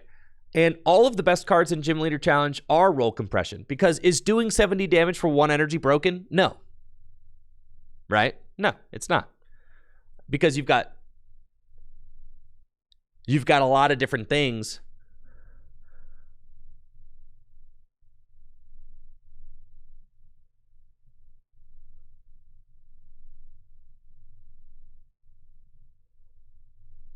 You've got a lot of different things that do 70 damage for 1 energy in the Pokemon TCG. So that part's not broken, right? So then, is searching out 3 colorless Pokemon with 100 hit points or less only on the first turn of the game, is that broken? No. That's fine, right? So then you're arguing that the roll compression is broken, right? Thank you, Isaac in Ohio, for that sub. Appreciate that. So you're arguing then, the Fan Rotom haters are saying that the roll compression is too strong because its parts are not broken, but the combination of the parts are too broken. It's the same kind of argument that people have when they want to ban Xatu, which to me is crazy. Because, yeah, Xatu accelerates energy and draw cards. It's the exact kind of ability that you want in Gym Leader Challenge format because they're very strong abilities that go on Pokemon. Like, Fan Rotom is a very strong ability, but it's roll compression, and that kind of thing is very good. Like, I would argue, look at Lunatone and Solrock, right? Lunatone and Solrock is draw and attack, is kind of very similar, really, in power level to Fan Rotom. So no, I'm not really of the opinion that Fan Rotom is problematic or needs to go. To me, when I'm looking at cards that need to be considered for the ban list, I'm asking myself, are they kind of like cheating the system in any way? And to me, Fan Rotom isn't really cheating the system. I don't really think it's cheating the system. It doesn't feel like it was designed for a format that is no longer existing, right? Fan Rotom was designed recently, and that's another reason, like, older cards are more likely to be banned than newer cards. And the reason for that is that newer cards are more aligned with the Pokemon Company's design philosophies. They're more aligned with Creature's design philosophies. They are more emblematic of the kinds of cards that we're going to see more of in the future. So I would say Fan Rotom is the kind of card we're probably going to see more of those types of cards. I would argue that Fan Rotom is like similar in power level to like the Inteleon line in Water. It's just incredibly good. Like, you would never ban Inteleon from Water. It's emblematic of what Water does best. Fan Rotom, to me, is like, that is just a very good card that has a lot of roll compression and also can put pressure on early, but lots of good cards can put pressure on early. Solrock and Lunatone, they can put pressure on early too. And are kind of roll compressing that like attack or draw engine, thing into one as well. So to me, when I was like looking at the colorless deck, because colorless was dominant probably for like a year and a half. It was like one of the most dominant decks in Gym Leader Challenge. So like, and the thing about colorless is that it is a unique type in Gym Leader Challenge format because it can use all of those special energies. So you kind of do have to look at it as like, what is actually the broken part of this, right? Like, what's the broken part of the machine that is making this unfun to play against, right? Because it was starting to become evident that there was some part of like the colorless machine that felt very non-interactive, right? And at first, I decided that, like, well, certainly, like, the kind of the pressure that Archeops creates being jammed into play on turn 2 is, like, very non-interactive, right? Because there's, like, no way to stop it. You just, like, you just put the freaking stadium into play turn 1, and then it's out, right? So it, and it's like the fossil Pokemon is not too strong. It's just that he's supposed to have more limitations to get into play. And then And then it kind of came to it kind of became evident to me that it was actually the fact that, colorless decks were kind of like, again, abusing a glitch in the rules that allowed them to have access to 3 double energies, right?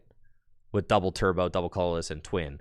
So like, okay, you have to actually like police that, because they shouldn't, per the rules of Gym Leader Challenge. You shouldn't have like 3 nearly identical double energies that like incredibly buff your deck.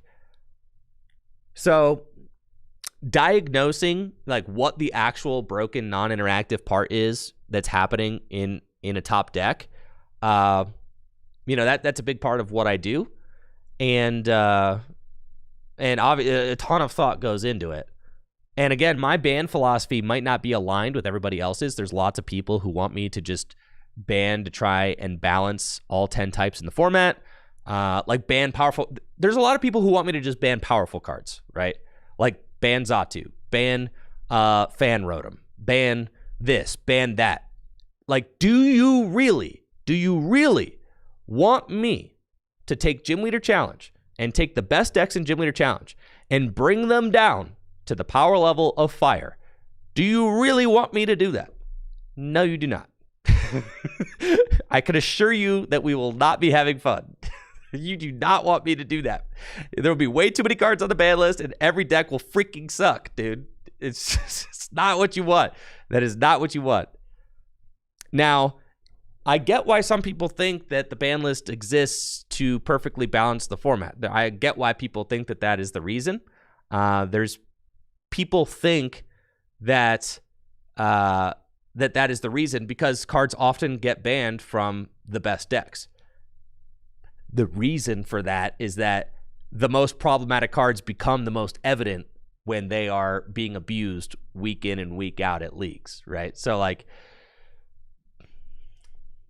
it's because, so the top decks are most likely to be under a microscope, right?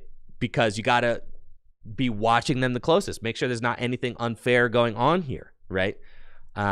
Make sure there's not anything that's like kind of not in line with the philosophy of Gym Leader Challenge going on here. And I love the spirit of exploration and deck building that people bring to Gym Leader Challenge format to really push the boundaries of what each type can accomplish. That's something that excites me a lot. But then ultimately you have to do kind of look at those things and be like, okay, is there anything here that's happening that is like not super healthy, right? Could the game be better if something slightly got nixed? And Dimension Valley kind of over the course, like the locals and I have been talking about a potential Dimension Valley ban for like probably the better part of a year, I would say. It's not something that happened overnight. It's like something that like it kind of just keeps coming up where it's like the reason why Psychic is so good is because it just has so many good cards printed into the pool. There's not really anything that's like too broken. It's really like breaking things. It's just that the sum of its parts are incredibly powerful because I really believe that the game designer's favorite color is purple. I really believe that. I believe that the people who design the Pokemon trading card game over at Creatures, I believe that their favorite color is Psychic. It seems self-evident from the cards that they continue to print for that color. And their least favorite is red. It seems like the way it is. Their least favorite, it is red. So that's just, and there's nothing I can do about that. Again, there is nothing I can do about that.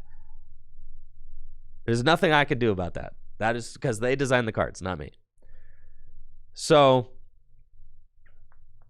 right, and Dimension Valley, Last Porg over on Twitch is a good point, right? Dimension Valley is a card that was kind of always going to become more and more problematic the more Pokemon that it became compatible with and the more energy acceleration options that they continued to introduce to the Psychic card pool. There was a point in time where Dimension Valley had to exist in the Psychic GLC deck in order for it to kind of remain competitive, right? But then as you start piling on more and more Pokemon that can abuse it, then the true power of Dimension Valley gets fully realized, and then eventually it'll rotate out of the format, right? So that's kind of what occurred, right? You've got cards at this point. There's just too many cards that are compatible with Dimension Valley to the point where it's like it's time for it to rotate. And I think it's just a really healthy time for Dimension Valley to rotate. And it's not like I'm not like concerned really that that of like the power level of Psychic. It just seems like it's like a very strong deck, right? It's kind of just the sum of its very powerful parts. Psychic Mirrors are also, in my experience, Psychic Mirrors are really fun to play against each other. Like, I'm just saying, like, they're fun. They're really fun. If you've ever played like a really sweaty Psychic Mirror, because there's like lots of different ways to build it too, and with all the different tools, I mean, there's just so many good purple cards that like two purple decks don't even need to be the same. They don't even need to be close to the same.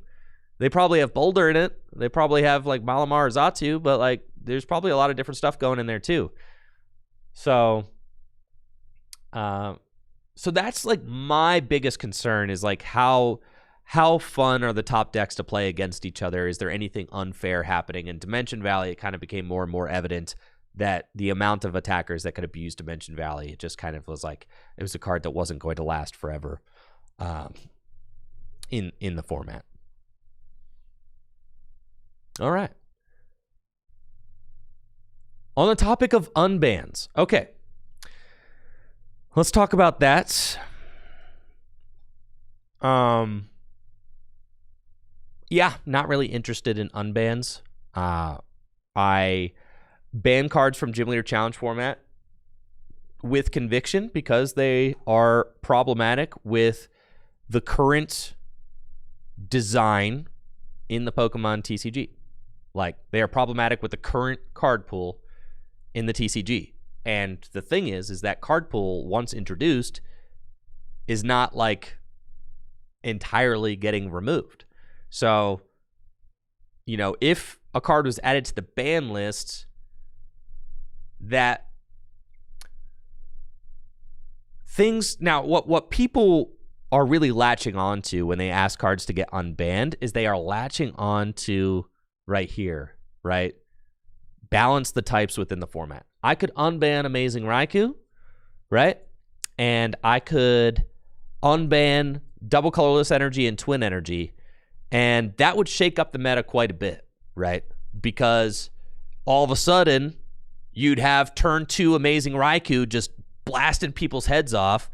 You would have, you know, the most insane turn 2 Snorlax decks you've ever seen in your life, right? Guzzlord would be popping off like nobody's business. But would the format be better because of it? More decks might be competitive, but that to me doesn't make the format better. And to some people it does. It's just like, okay, there are 6 good decks, right? Versus 5 good decks. 6 good decks, that means better format. No, right? I disagree with that. I would say my biggest prerogative is that the games amongst the top decks are fun to play and interactive. And the cards that are on the ban list are there because they can create unfun, less interactive games. So no, I'm not interested in ever taking anything off the ban list to manipulate the meta, even though I understand that I could do that. So no, not interested in doing that. The cards are put on the ban list for a reason, and the reason, you know, has to be sound enough to put them there in the first place. I do those things with conviction. I'm not like flip-flopping on those.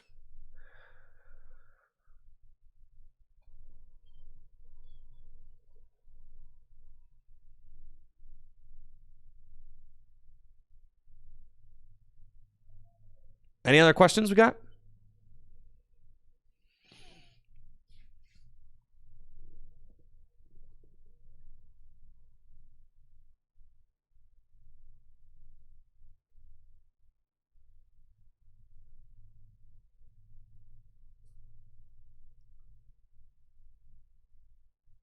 No? All right.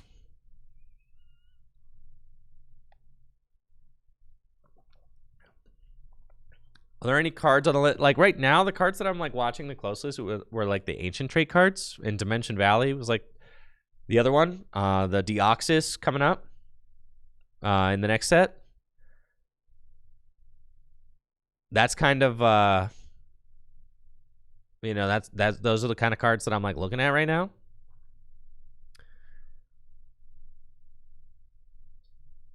Lunar wants to know, hypothetically, if I could make one card from pre-Black and White legal, which one would it be? Oh my God, Claydol. No, no, not Claydol. It used to be Clay. It used to be Claydol.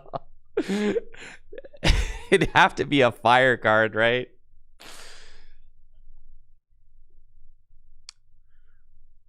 It used to be Claydol, not anymore. No, we're good. Call Energy? Call Energy's cool. I'm not sure. I'm not sure what it would be.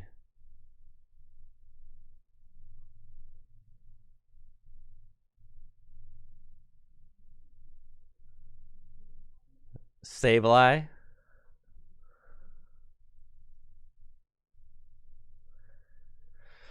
Ooh, Logan, good question. Are there any duplicate trainers like how I have TC and Twin Band that you think one of them might need banned? Oh, yeah. You want to know who else is on my freaking watch list right now?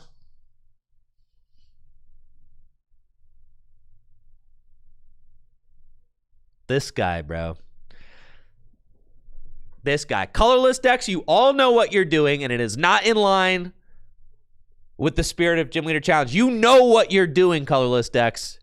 You know what you're freaking doing. Okay? You know what you're doing, bro. It is the same card as Ignition, dude. It is the same exact card.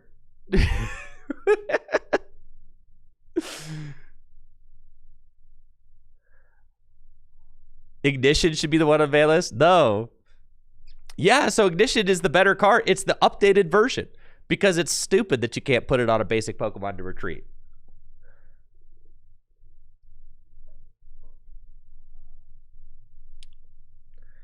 Yes. So I'm just saying, this isn't a problem until it's a problem. So for right now, it's fine. But I'm just saying, one day, if this is a problem, don't be surprised. That's all I'm saying, bro. I'm not doing it because it's not a problem until it's a problem. I'm just telling you that I got my eye on it, okay? Do you see what I'm saying? It's not a problem until it's a problem. Let the players play for now. That's kind of my philosophy on it, right? But know that, like, if it gets to the point where, like, Colorless has some crazy triple acceleration thing that they're doing that's, like, way too broken, then you're like, okay, well, it's because you got freaking 2 of them, dude.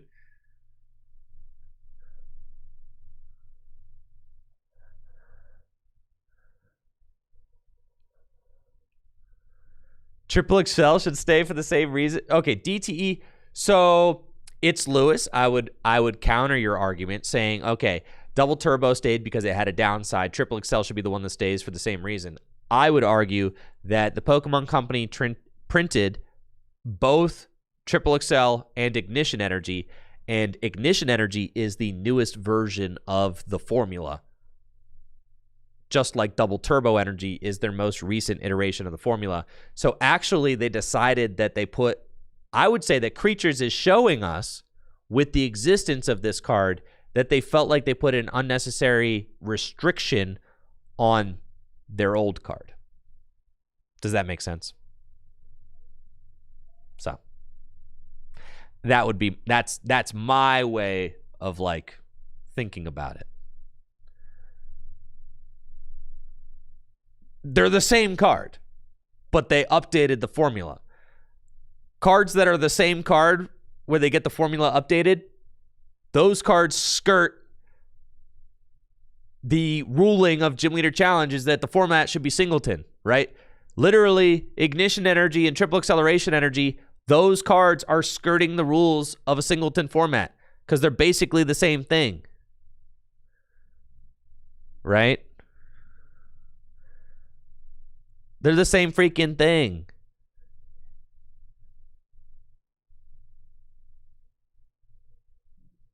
Yes. And also, I would say, yeah, Lewis, I understand what you're saying, but the Pokemon Company is kind of like. The Pokemon Company is changing the wordage on all of their special energy pretty much so that like all special energy can be attached as a colorless energy to like anything, right? But in order to get the bonus effect, certain things have to be met.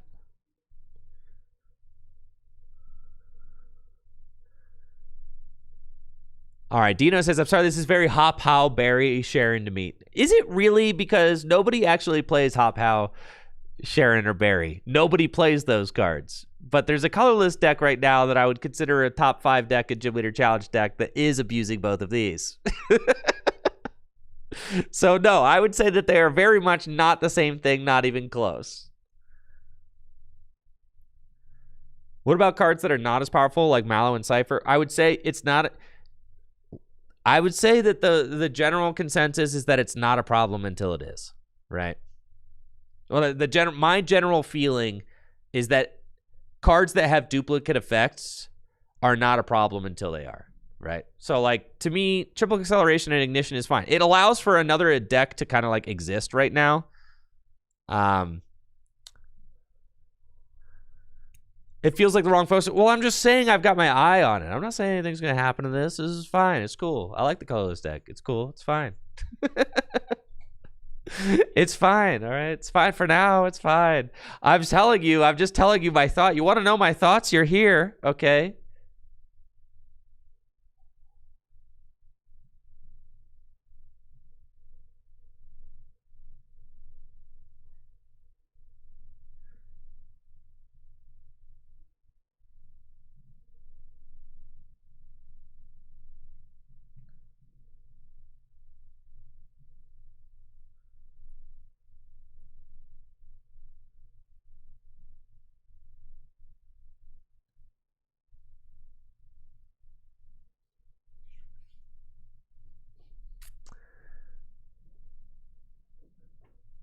Throw boost energy on the screen for the history.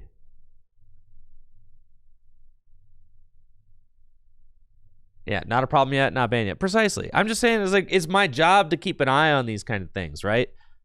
It would be taking into consideration everything that I have said and talked about for the last 2 hours. I would say that it would be irresponsible for me to not have my eye on those cards, right?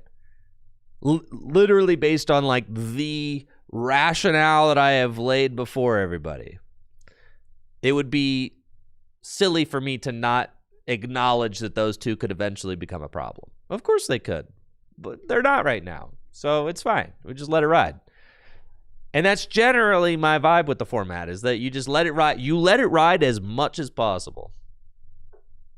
Now, I have another question.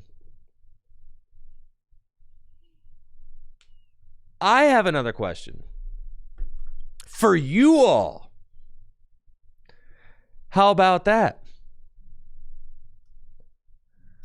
Are the color version counter reversal on any kind of watch list? No, I feel like those cards are balanced and fine, and also good for the game. So yeah, no. Counter and reversal. But you could imagine a deck. What if they printed another reversal energy that had a different name? Then you'd be like, okay, those, gotta have to look at that. But no, counter energy and reversal energy are cool. They're different. They do cool different things. They allow for comebacks. Those are good cards. I especially like the concept of counter cards, right? Like counter catcher, counter gain, counter energy, reversal energy. I love the idea of those kinds of cards in Gym Leader Challenge format because there are 6 prizes and like they generally get taken one at a time, right? So there are multiple times for those prize leads to go back and forth and for those cards to be activated and turned off and turned back on. I like that. Right.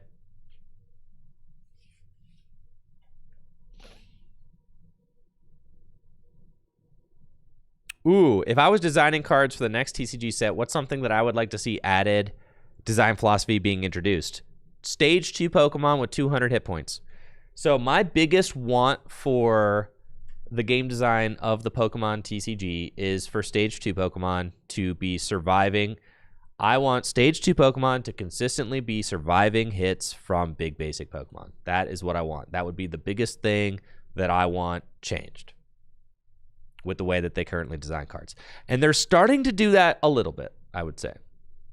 They're starting to do it a little bit. Slowly, but they're starting to do it a little bit.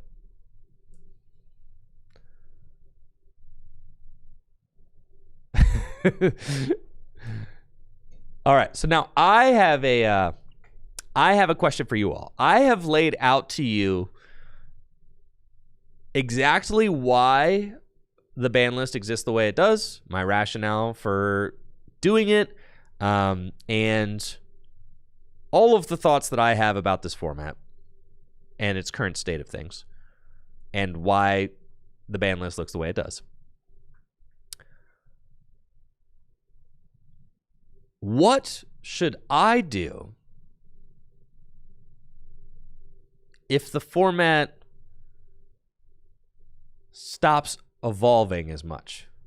Like, what if the good decks just keep getting better and better and better? I guess I look at it and I say, okay, fighting was bad a year ago and now it's great, right? So,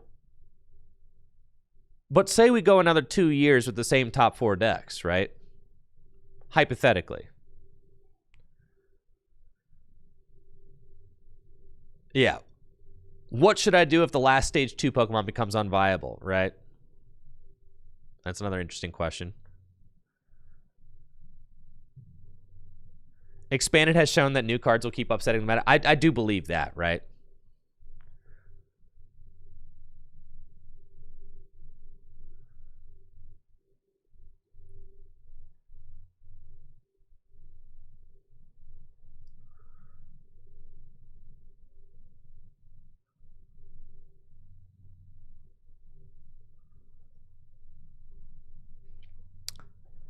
Certain cards that can't be played in the same deck.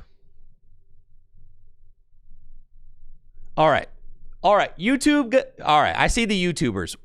Why am I getting comments? I don't think I've ever heard a comment before about somebody wanting Chaotic Swell banned. Give me you have my ear, YouTubers. You have my...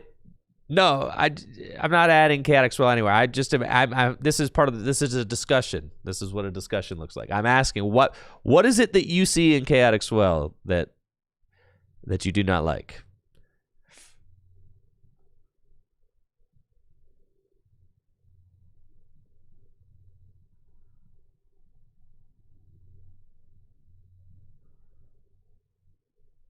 I don't get it. Chaotic Swell is very good in certain locals. Well, yeah, I think Chaotic Swell is one of the best stadium cards ever printed.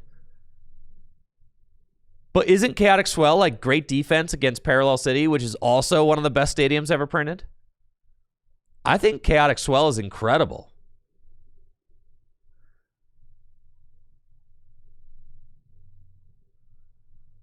Yeah, I think Chaotic Swell is incredible for the format. It's not stadium lock. You can just remove it.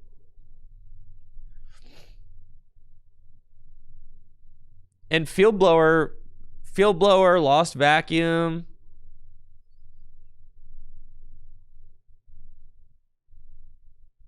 You've got in water, you can play Chen Pao.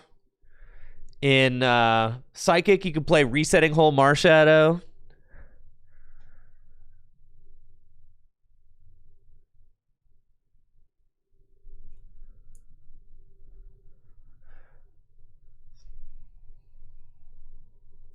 To me, I think that there is really interesting kind of stadium mini games that happen between like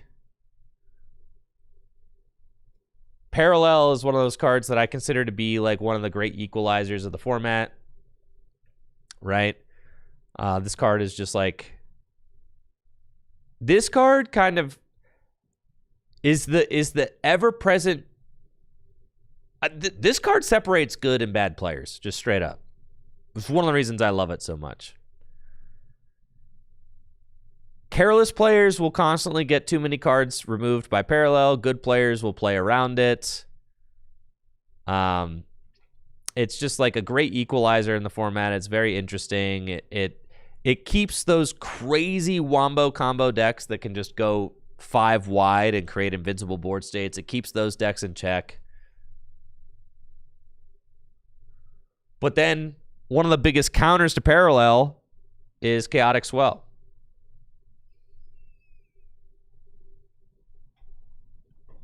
Right? Because if you put Chaotic Swell, like, to me, Chaotic Swell is really interesting because it's like a stadium defense. There's like nothing like it in the format. Now, this card was very toxic to play against in standard format. I would argue this card is so much more toxic in standard than it was in Gym Leader Challenge. Quick Draw says, showing us amazing Raikou for a moment. His face is just as beautiful as the day he left.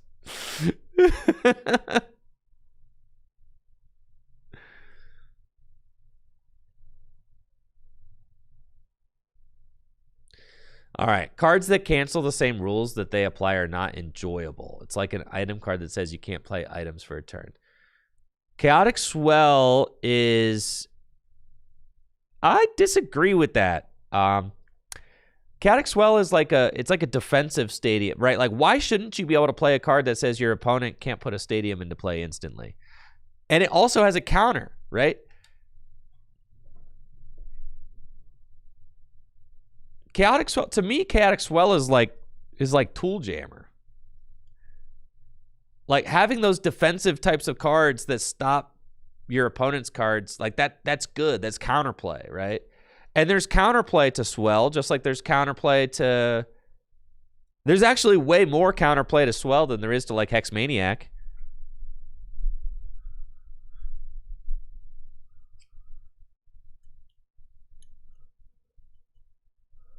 You think Ace Specs should be allowed? Ace Specs are some of the most toxic cards ever printed by the Pokemon Company. I absolutely loathe Ace Specs. They would be horrible for this format. I've actually thought about that pretty much. But yes, I would say Chaotic Swell was very toxic in standard format because decks played 4 of them. And when your deck is playing 4 Chaotic Swell, it actually means that you have no stadiums. it actually means that. That's what that means. Like, in standard format, if they're playing 4 Swell, bro, like, just pack your stadiums.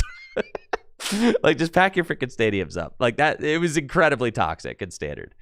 But on one Swell, you're telling me you can't deal with 1 Swell? That's crazy.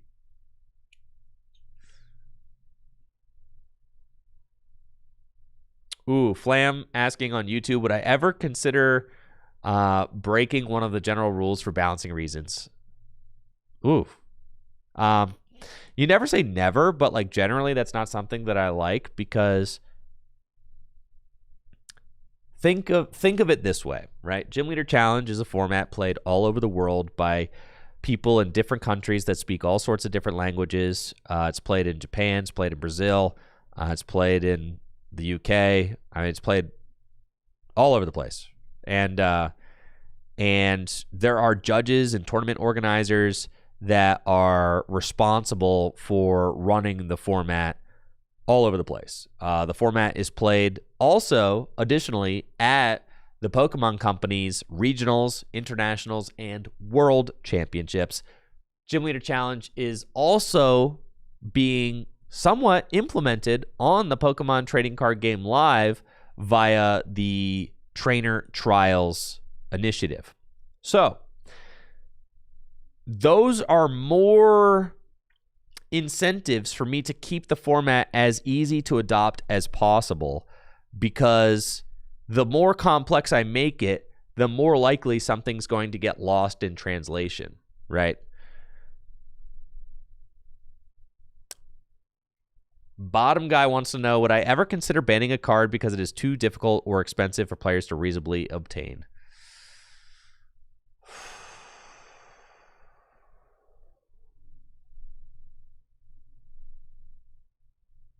I mean, like, there's the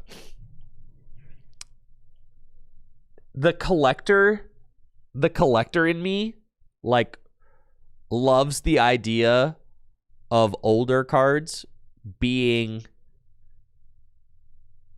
legal for play, right? And the perspective that I have as a, Pokemon player who's very familiar with how things go in other games like Magic the Gathering and things like that, and the expense of some of those cards. At the end of the day, it is a collectible card game, right? And some people find the acquisition of cards to be a fun part of the game, and some people find it to be a gatekeepy, unnecessary part of the game. That's just kind of how it is, right? I think generally speaking, I mean, availability should be a priority, not for me, but for the Pokemon company, okay? So I do not like to limit the options in the format based on card availability. I take that pressure and I bounce that back to the Pokemon company and say, you all should do a better job making your cards more accessible for players. So I do not plan to do anything about Tropical Beach. What I have done for accessibility reasons is I have made it so that all prints of a card are legal. I mean, in my world, all prints of a card are legal, right?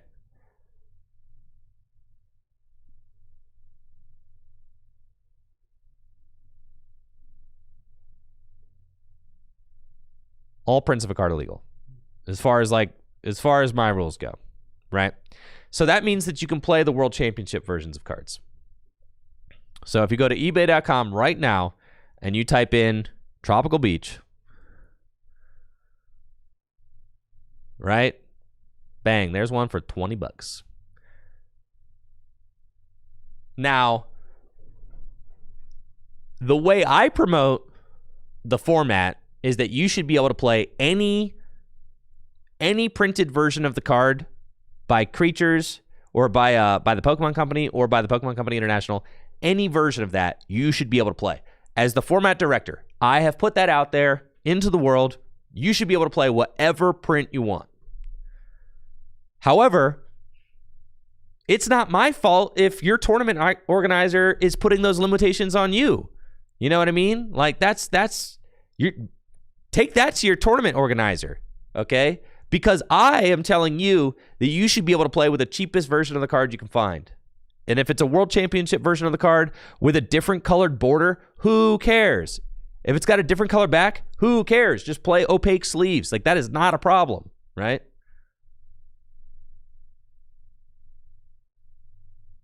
So when you're asking me, would I consider banning Tropical Beach because the Pokemon Company International won't let you play this version of the card in your deck?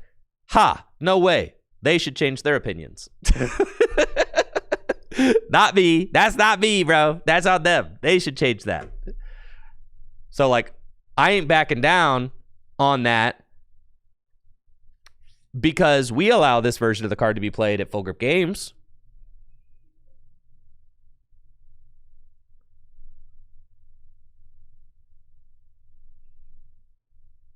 So, yeah. And this is the reason they don't like it. This is the reason they don't like it. It's because it's got a different back. But just play in opaque sleeves, like Dragon Shield Matte Dual Sleeves, which you can find on dragonshield.com, and use code TrickyJim at checkout for 5% off your order. Did you know that I get a kickback of those sales, and it helps to support the channel when you do that? dragonshield.com. Fully opaque matte dual sleeves. Perfect for your World Championship card in your gym leader challenge deck.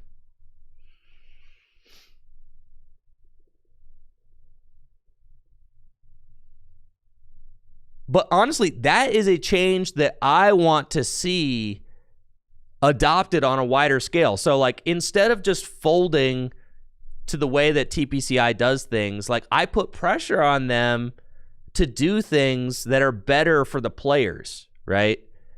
So no, I'm not just gonna fold and ban Tropical Beach, which is objectively a really cool historic card, right? In the Pokemon TCG space, an extremely cool historic Worlds promo. I am going to basically forever put pressure on the Pokemon Company to reprint this card. In fact, I made a whole video about it. I pretty much made this entire YouTube video. Did you guys see the Afro Man stuff, bro? That is so funny. Dude, I pretty much made this entire YouTube video right here to just beg the Pokemon Company to reprint Tropical Beach. I literally made this video just to do that.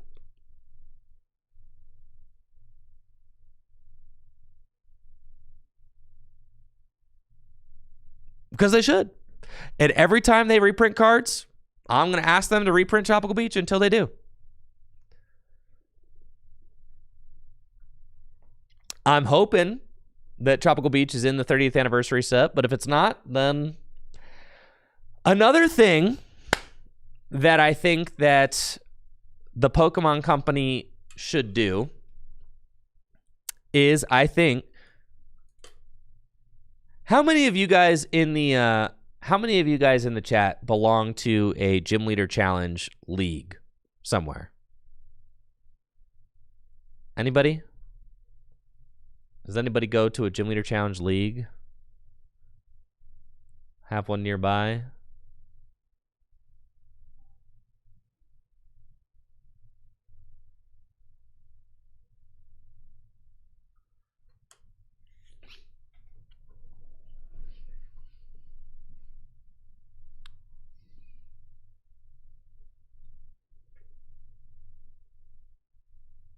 Now, when you go to a Gym Leader Challenge league, the tournament organizers, they can put into the tournament organizing software that they are running a Gym Leader Challenge tournament. In fact, when you go to run a tournament, Gym Leader Challenge, it's one of the options on the tournament organizing software.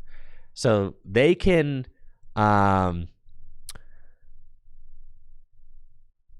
they can make those official tournaments when they run them, right? They can sanction them. That's the word I'm looking for. They can sanction those tournaments as Gym Leader Challenge tournaments. So the Pokemon Company International, they have numbers on exactly how many of you out there are going to Gym Leader Challenge leagues and playing GLC format. They know that. They have those numbers. They have that data. They have that data on where and when Gym Leader Challenge leagues are occurring. My dream and my hope is that the Pokemon Company International starts printing expanded prize packs for leagues that run Gym Leader Challenge format. Doesn't seem like a huge ask to me. The Pokemon Company International literally owns the printing plant. They own Millennium Print Group that makes the cards. They literally own it. They own it, and they're opening more warehouse space to print more cards in the years to come. So my hope is that they start printing, league promos for GLC League, because they already have the data. They know exactly where to send them. So I'm not saying send those expanded league promos to standard leagues. Don't do that. They don't play GLC there. But like, if you have a GLC league, send them exclusively to the GLC leagues. Right? Would be a huge thing. Now, I don't think that they'll ever do a Retro Trainer Toolkit, because that product won't sell. I don't think that they'll ever do that. That's why they have to be league promos. You have to convince them to do league promos, because the league promos are just supposed to promote league attendance, right? So you have to ask them to take that, to do that to promote league attendance. They're not going to create a product that's supposed to sell. Even as much as I would like a retro trainer toolkit, I don't think that they'll ever do that. Nurgan asks, what is the likelihood that the black and white block will be rotated from GLC one day due to low card availability? I would say 0%. No. Again, the Pokemon Company should reprint. They should just reprint cards. They should reprint cards. You've got this incredible, deep history of your game to draw from. You've got a passionate player base that really loves and cares about this fan-run format. Start making some of those cards more available, right? Freaking Hasbro does it. Magic the Gathering does it. Wizards of the Coast does it. They do it. Are they better than us? Do they deserve better things than us? Do they deserve nicer things than us?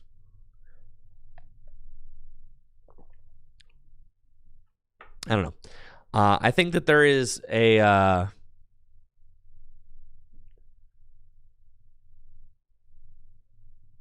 GLC is an internal format. It starts at black and white instead of base. I saw some questions if, like, do I want to expand and do like a retro GLC? There actually is a community member who does take an interest in retro GLC, Noah.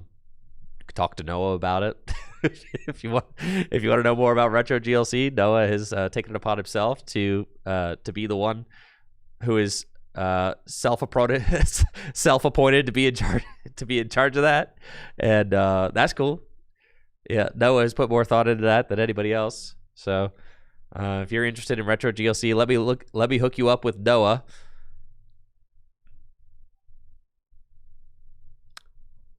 Yeah, Celebrations is a really good opportunity to reprint the most expensive GLC cards, like Tropical Beach, right?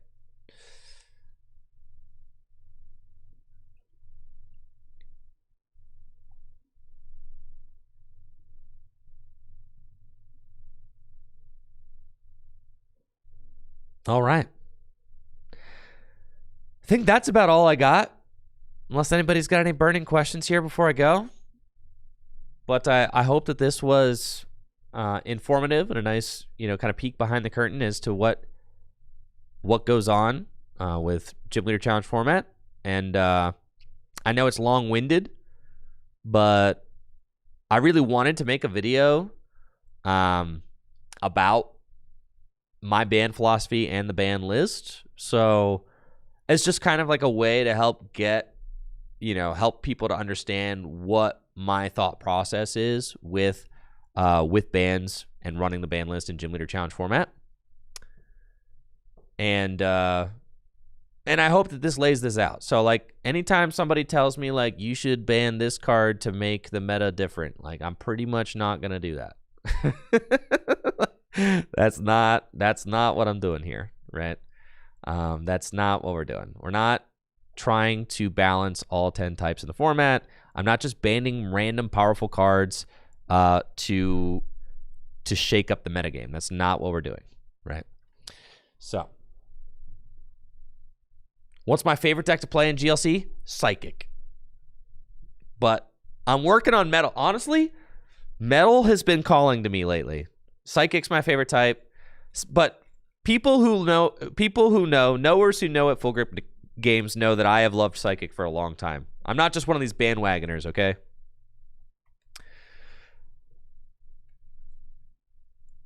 Yeah, thank you, Mailbox Head, over on YouTube. Appreciate that. But Metal, Metal has been calling to me lately. I've been liking Metal more and more. I think Metal is so close to being like, it needs like one more piece. I've always liked Hydro Pump too. I mean, like, I just like playing all the best decks. I do. I like Darkness too. Really like Darkness. Lightning, it's been hard for me. I loved Lightning for the longest when it was Amazing Raikou, but, like, honestly, it's been really hard for me to get back into Lightning post Amazing Raikou. Isn't that crazy? That was my favorite GLC deck, and then I banned the main guy, and now I don't like it. If that doesn't show you that I'm trying to do this for the betterment of the community and not just for my own personal interests, like, bro, I literally killed my favorite deck, dude. I had it blinged out and everything. I had it freaking blinged out and everything, dude.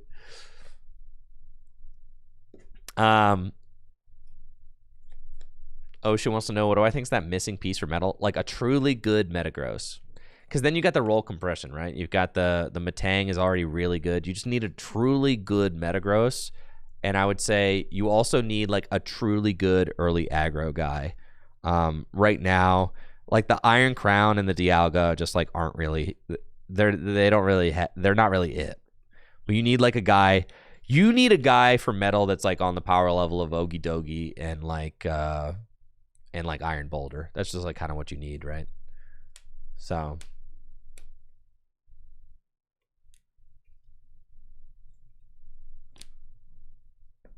something like that. But anyways, that's going to do it for the stream today. Thank you guys so much for hanging out. I appreciate that. It was a lot of fun. And hopefully you are all very much looking forward to the Gym Leader Challenge 3K, the GLC Perfect Order 3K, happening next Sunday, March 29th. Going to be doing our 6K doubleheader next Saturday and Sunday. Perfect Order post rotation happening on Saturday, March 28th, and Sunday, our GLC 3K happening at Full Grip Games. Huge thank you to Full Grip Games for hosting these amazing events for us to enjoy as a community, and for making this channel and everything I do here possible. It's going to be a ton of fun, so definitely make sure to mark your calendars and tune in for that. I'll see you then. I'll be live next week. Jesse and I are going to be streaming on Wednesday. I'm going to do GLC League Night on Thursday. I'm not taking any days off next week leading up to the 6K. I just will lose my voice if I come down to it, okay? That's just what it's going to be. So I'm streaming Wednesday, Thursday, Friday, Saturday, and Sunday. 5 days next week. What a beautiful week of streams ahead. Wednesday to Sunday. Going to be awesome.